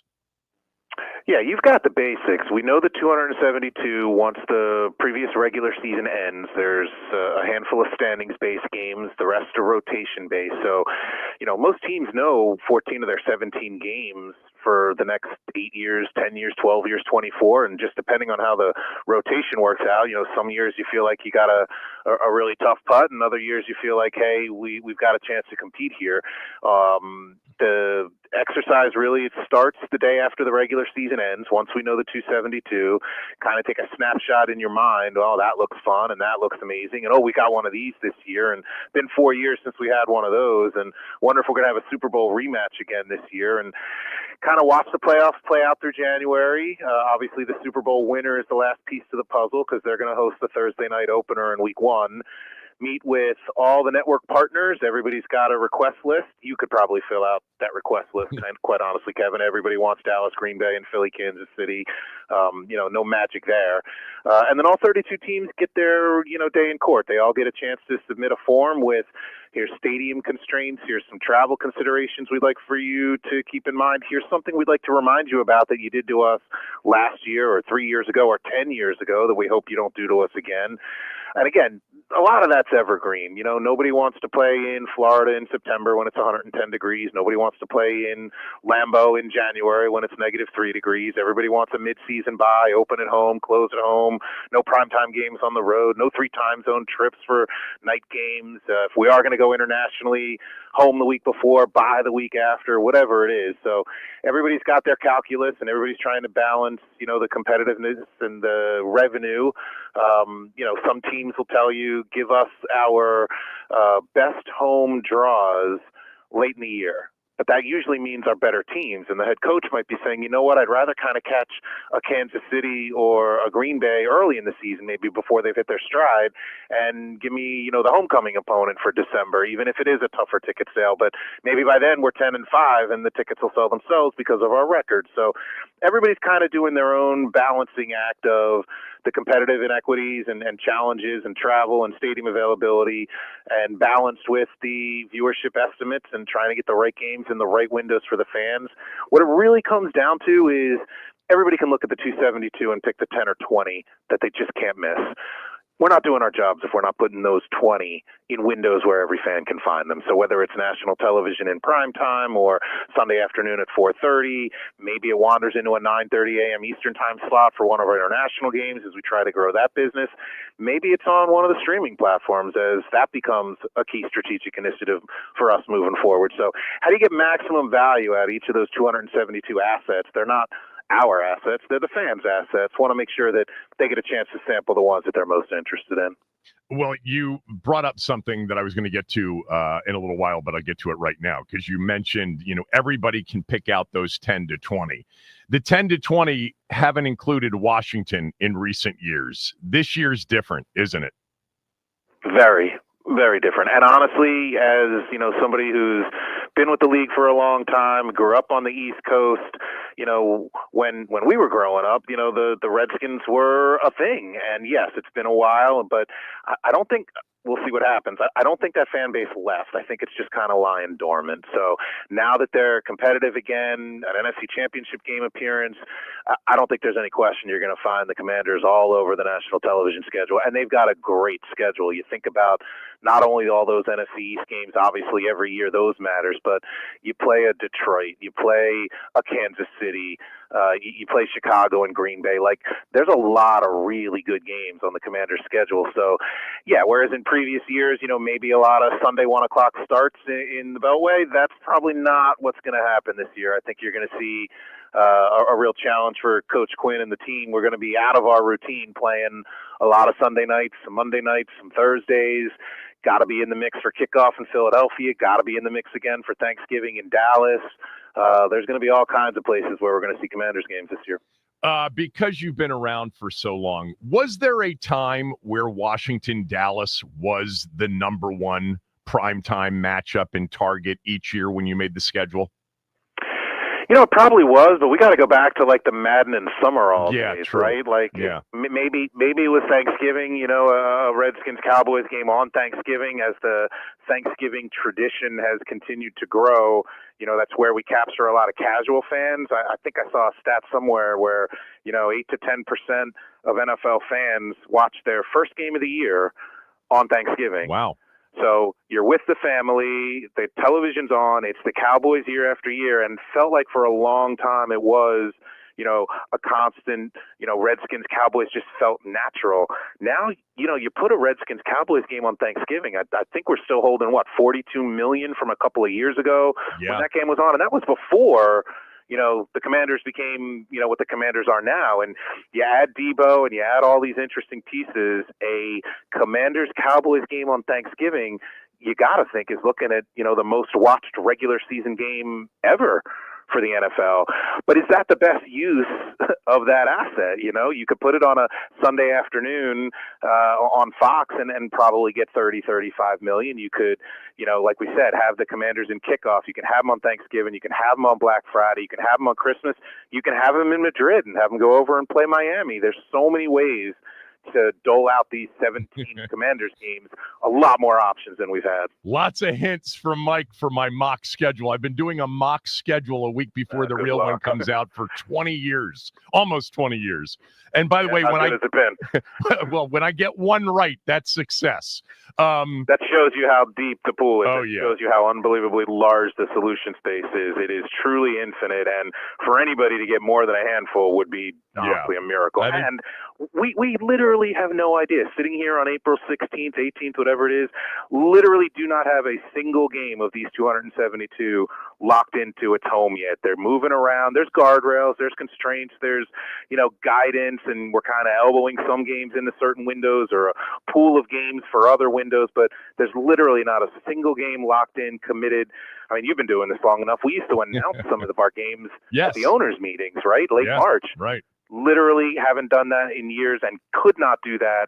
We don't have a single game locked in yet. They're all still moving around. By the way, what do you make of, starting like a week before, all of these, Twitter accounts that start, tweeting out these games that they say are absolutely, finalized, and they're nowhere near the truth. Do you even pay attention to that? Because that's become a cottage industry. All well and good, and love that people care and love that there's interest, but literally anybody who thinks they know anything about a game or the schedule or a team schedule is fake news. I mean, there's just literally nothing locked in yet.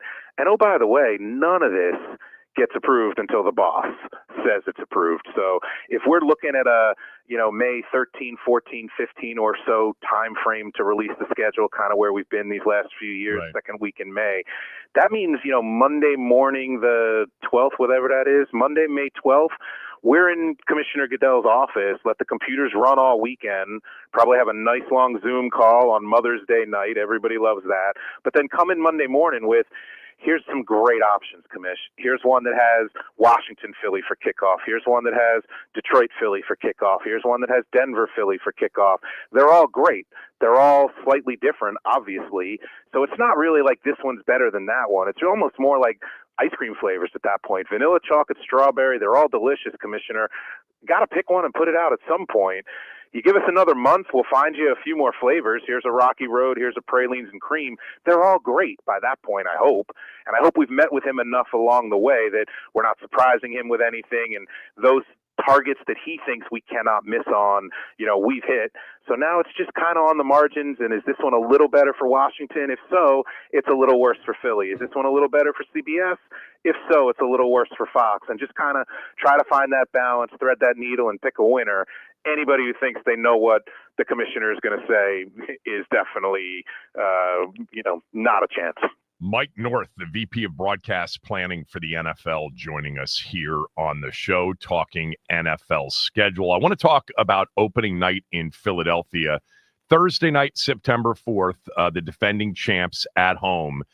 Is a perceived quality opponent or, a highly attractive matchup even necessary with the first game of the year? Meaning, it is the first game of the year. Everybody's going to watch no matter who's playing in it. It's a great question. I mean, I think you've kind of seen we've done it both ways in recent years. You remember a couple of years ago, we put Detroit in there off of their first winning season in a long time. They had knocked off, I think they knocked off the Packers, right? Last game of the year, Yep. So they kind of played their way into that window. It maybe wasn't one of the top 10 or top 20 games of the season, you wouldn't think. But, man, Detroit went in there, gave them all they could handle, got out of there with a win, and sort of propelled themselves onto this, new perception of Detroit where they're an NFC mainstay. So there's teams that kind of play their way into that position, but you can't go wrong with a mainstay. Like you said, you put Baltimore, Kansas City last year into that window, and it came down to the very end with the kid's toe on the white in the back of the end zone. And, you got 28 million people watching. So, there's probably a floor to what that window could do. And I think we're going to want to put, a game in there that our fans are going to care about. But I'm not sure we've really tested the ceiling of what that window could be. And as you look at the Eagles' home schedule this year, it's spectacular. I could make a case literally for every single game on their schedule. Right. And obviously Washington would be one of them. I mean, the last time we saw these two teams play, it was a 30, 40-point blowout in the championship game. But like we said, you add Debo, you add some pieces on the line. Jaden's got another year, got a full off season. Who knows? Maybe Washington Philly's a great window for that game in week one, and everybody can be excited about it for the next 4 months. But I could make the same case for Chicago, a Bears-Eagles game there with Caleb and the coach who probably could have had any job he wanted, and he chose Chicago, and he chose to go work with the kid, and they've added some pieces to their offensive line. Denver coming off a playoff, Dallas getting their quarterback with a new coach. Detroit would be fun, the two best, arguably, teams in the conference last year. I can make a case for literally almost every game on their schedule. The Rams have earned it. I mean, you can make a case for every single game. It's less about that one game and more about the trickle-down effect on the rest of the Eagles schedule, the rest of the Sunday night NBC schedule, the rest of the week one schedule. It's not just about checking one box. It's about checking a lot of boxes. So is Christmas Day now moving forward, with the exception of if Christmas is on a Wednesday, is it now a triple header on Christmas Day moving forward pretty much? Look, I think depending on what day of the week it falls on, we might kind of wander back and forth between 2 and 3 games. I think the fact that, we played on a Wednesday kind of shows we can do just about anything, and our clubs handled it well. That was a very interesting needle for us to thread last year. We needed to play Saturday. A Saturday beforehand. Same 4 teams. Find 4 4 teams that all played each other, one home, one away, and that you thought or hoped and really believed were all going to be competitive. I mean, it worked out about as well as we could have hoped. All 4 were in it. We had some good games in there. Obviously, the Beyonce factor on that second game, kind of ratcheted up just a little bit. You're talking almost like Super Bowl level halftime. I assume Netflix is going to look at something similar again for this year. But, I think we've demonstrated, and our fans have demonstrated that, they'll find us on Christmas, whatever we play, whatever platform we play on. If we can find the right teams and they're still relevant, and like you said, quarterbacks aren't injured and records are good and playoff implications abound, I think it's safe to assume that you're going to see the NFL playing on Christmas for the foreseeable future. If we could play on a Wednesday, we could probably play on any day. Exactly. What goes into scheduling a team on both Thanksgiving and Christmas? Are the chances pretty low for that or not? Yeah, I mean, we've done it, obviously with Detroit and Dallas always playing on Thanksgiving. Right. If you're going to do it to a fan base, at least those guys are used to playing on Thanksgiving. We definitely had a season a few years back where the Lions played on Thanksgiving, Christmas, and New Year's. That might be a bridge too far for the fans, but if they're 12-4 and fighting for a playoff spot, the fans will show up. That's the beauty of our game and the beauty of our fans. So, it's definitely something we're going to have to be cognizant of, going to have to keep an eye on it. But to tell you definitively that we're not going to play Christmas in Dallas, we're not going to play Christmas in Detroit, a team might not host Thanksgiving night and then come back hosting on Christmas, we'll be sensitive to it. We talked to all 32. Like we said, they've all submitted their forms and their asks, and some raise their hands, volunteer for the holidays, and others say, hey, this might not be the right thing for our fan base, for our market. You think about Baltimore's played on Christmas the last couple of years.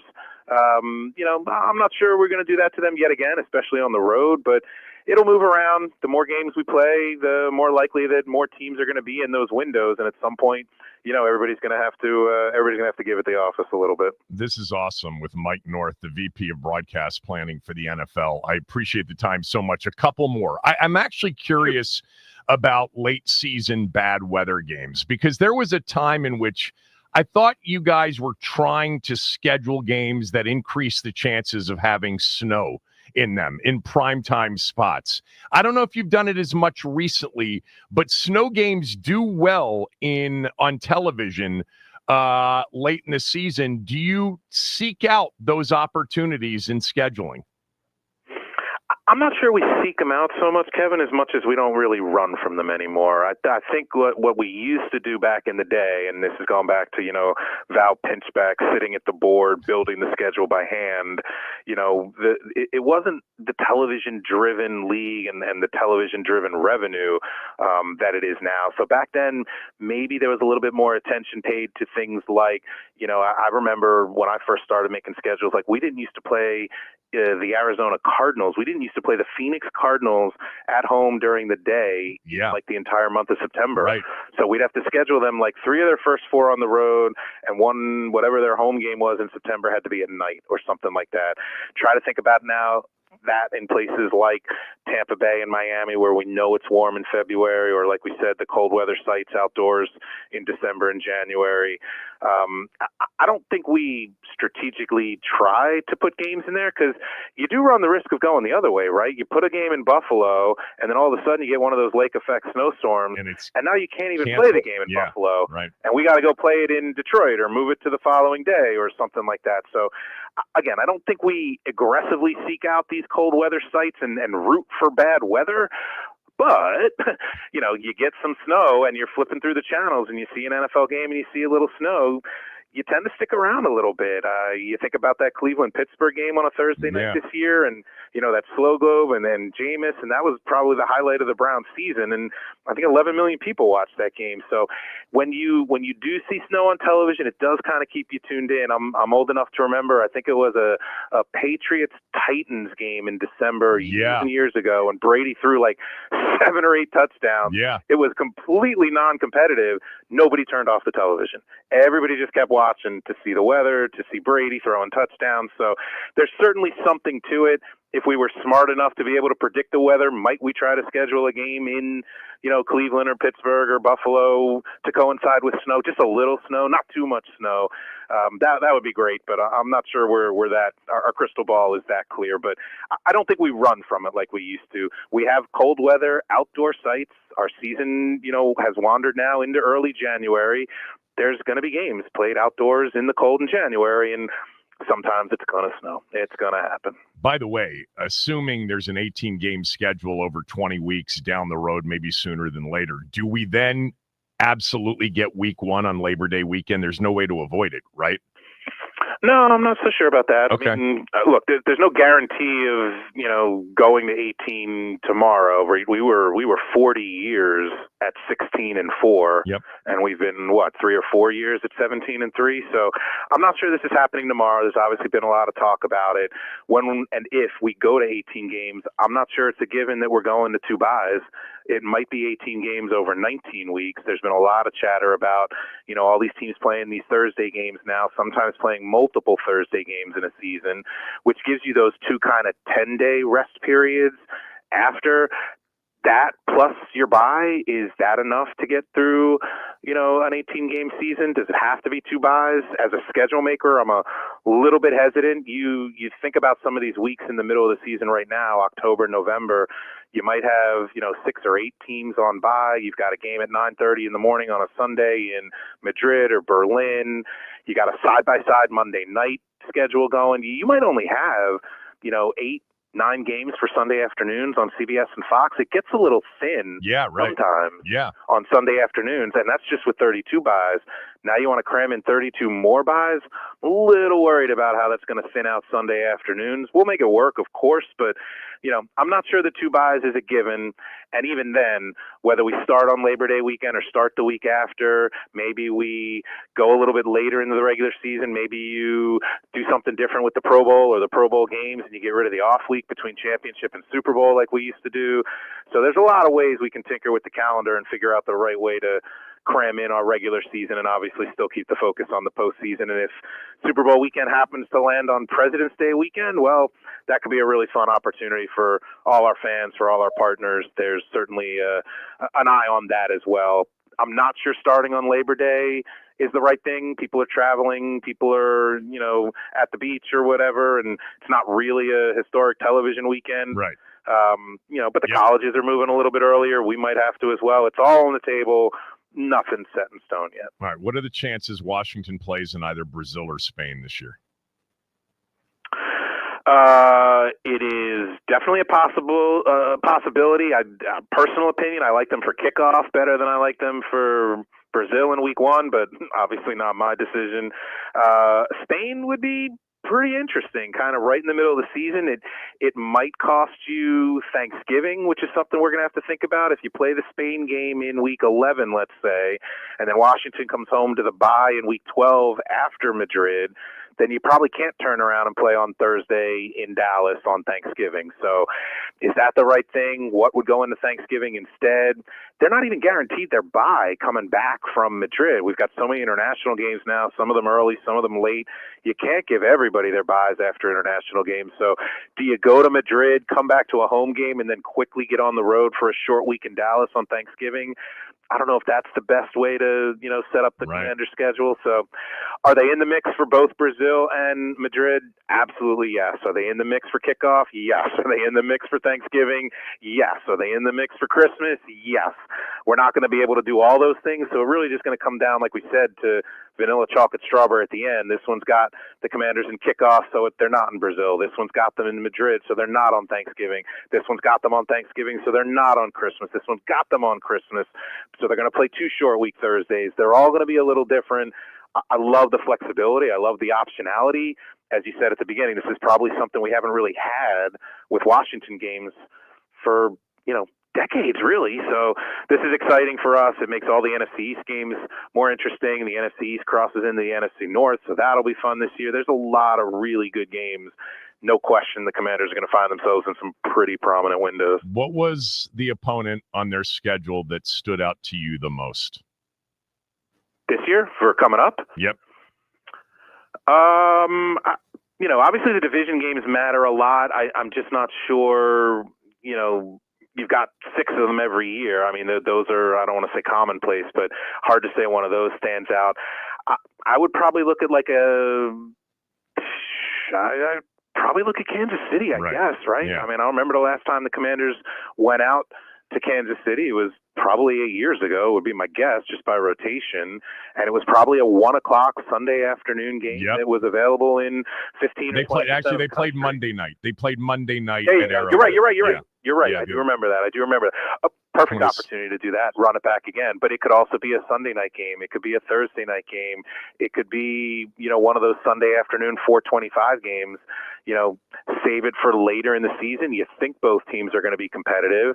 A Commanders Chiefs game down the stretch, Jaden and Mahomes, playoff spots on the line, Sunday afternoon, 4:30. It's kind of cold in the Northeast, so everybody's staying home and watching TV anyway. That sounds like 28, 30, 32 million people watching that game. I think that would be a really that would be a fun one. But obviously the Dallas games are going to matter. I don't remember the last time you've been to Lambeau, but we're going out to Lambeau this year. Certainly the return trip to Philly, on the championship game rematch. There's a bunch. It's going to be a really fun year. But if I had to pick one, I'm probably looking at Kansas City. Is there a max of primetime or standalone spots?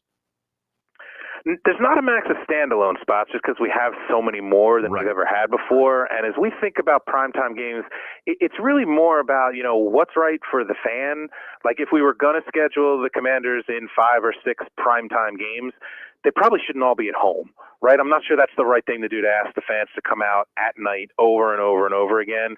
Same thing competitively on the road. They shouldn't all be on the road. The coach isn't going to want to play road Sunday night, road Monday night, road Thursday night, week after week. So going to have to balance between the competitive impact of the primetime games and the fan friendliness of moving the games to primetime. Again, I think this is something where the competitiveness of the team, the record, the upward trajectory, if you will, buys us a little bit of cover. I don't think the fans are going to really scream and yell when they see a few home primetime games because the team has earned it. So it's 6 or so, 7 maybe as a result of flex, but got to balance them between home and away. Want to be fair competitively and also want to do right by the fans. This was awesome. Really appreciate it. Thanks, Mike, and good luck with everything. My absolute pleasure. Happy to come back on after the schedule comes out. You've had a chance to compare it to your mock, and you've had a chance to react and talk to your fans and your listeners. Happy to come back anytime. I will reach out. Thanks for doing this. Appreciate it. Pleasure. Take care. There you go. Mike North, VP of Broadcast Planning for the NFL. I enjoyed that. I think some of you did. Lots of hints there. We'll talk about some of those. The Caps have their first round opponent, and big name just retired from sports broadcasting. We'll get to all of that and more after I tell you that this show today has been brought to you by the Maryland Vehicle Theft Prevention Council. Maryland drivers, did you know a vehicle is stolen every 16 minutes in the state of Maryland? The key to preventing theft is in your hands. Lock your car, take your key, use an anti-theft device. Learn more about vehicle theft prevention at mdauthotheft.org.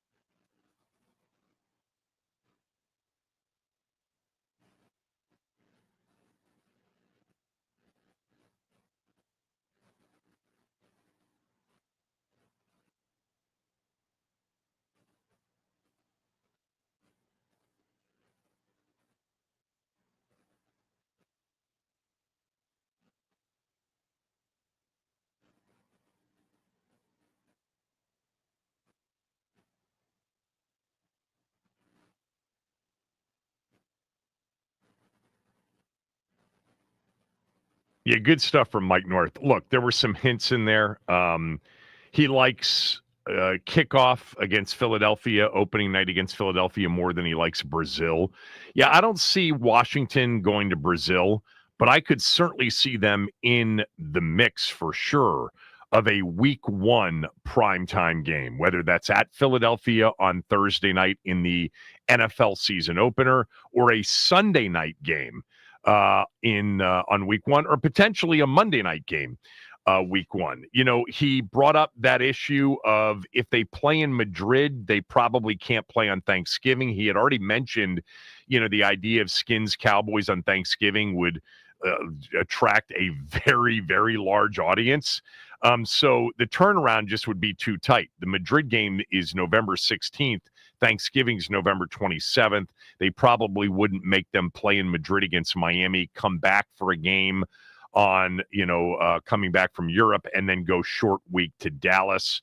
But Christmas could be a possibility if they play in Madrid. Lots of opportunities. Washington's going to end up with 6 primetime games, and probably when all is said and done, 7 or 8 standalone games, meaning that some of those nationally televised standalone games on one of the 2 holidays in particular, Thanksgiving or Christmas.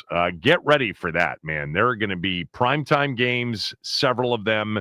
There's going to be at least, I think, 1 holiday game. Jaden Daniels is playing on either Thanksgiving or Christmas. You can almost book that. Lee Corso's retiring, so no more Lee Corso on College Game Day. Unbelievable 40-year run on that show. He's going to turn 90 years old. You know, he had this stroke a few years ago, so it got more difficult for him. But that news broke this morning. And also, the Caps now have their first-round opponent. It will be Montreal. Game 1, we'll find out probably tonight when Game 1, or maybe later today, we'll see when Game 1 will be for the Caps. It'll either be Saturday or Sunday. I would imagine the Caps are going to be in a pretty high-profile spot on Sunday. That would be my guess in Game 1. They've only played Montreal once in their history in the postseason, and that came in 2010 when they won the President's Trophy and lost, outplaying Montreal throughout the series, but Halak, the goalie, came up big, and Montreal won in 7 games, including a 7th and deciding game in Washington.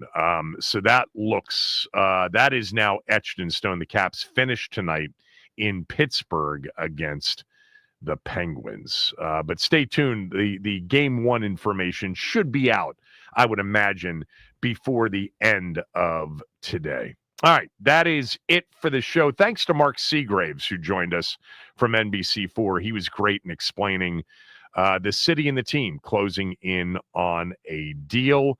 And thanks to Mike North as well. Back tomorrow. Chris is up next.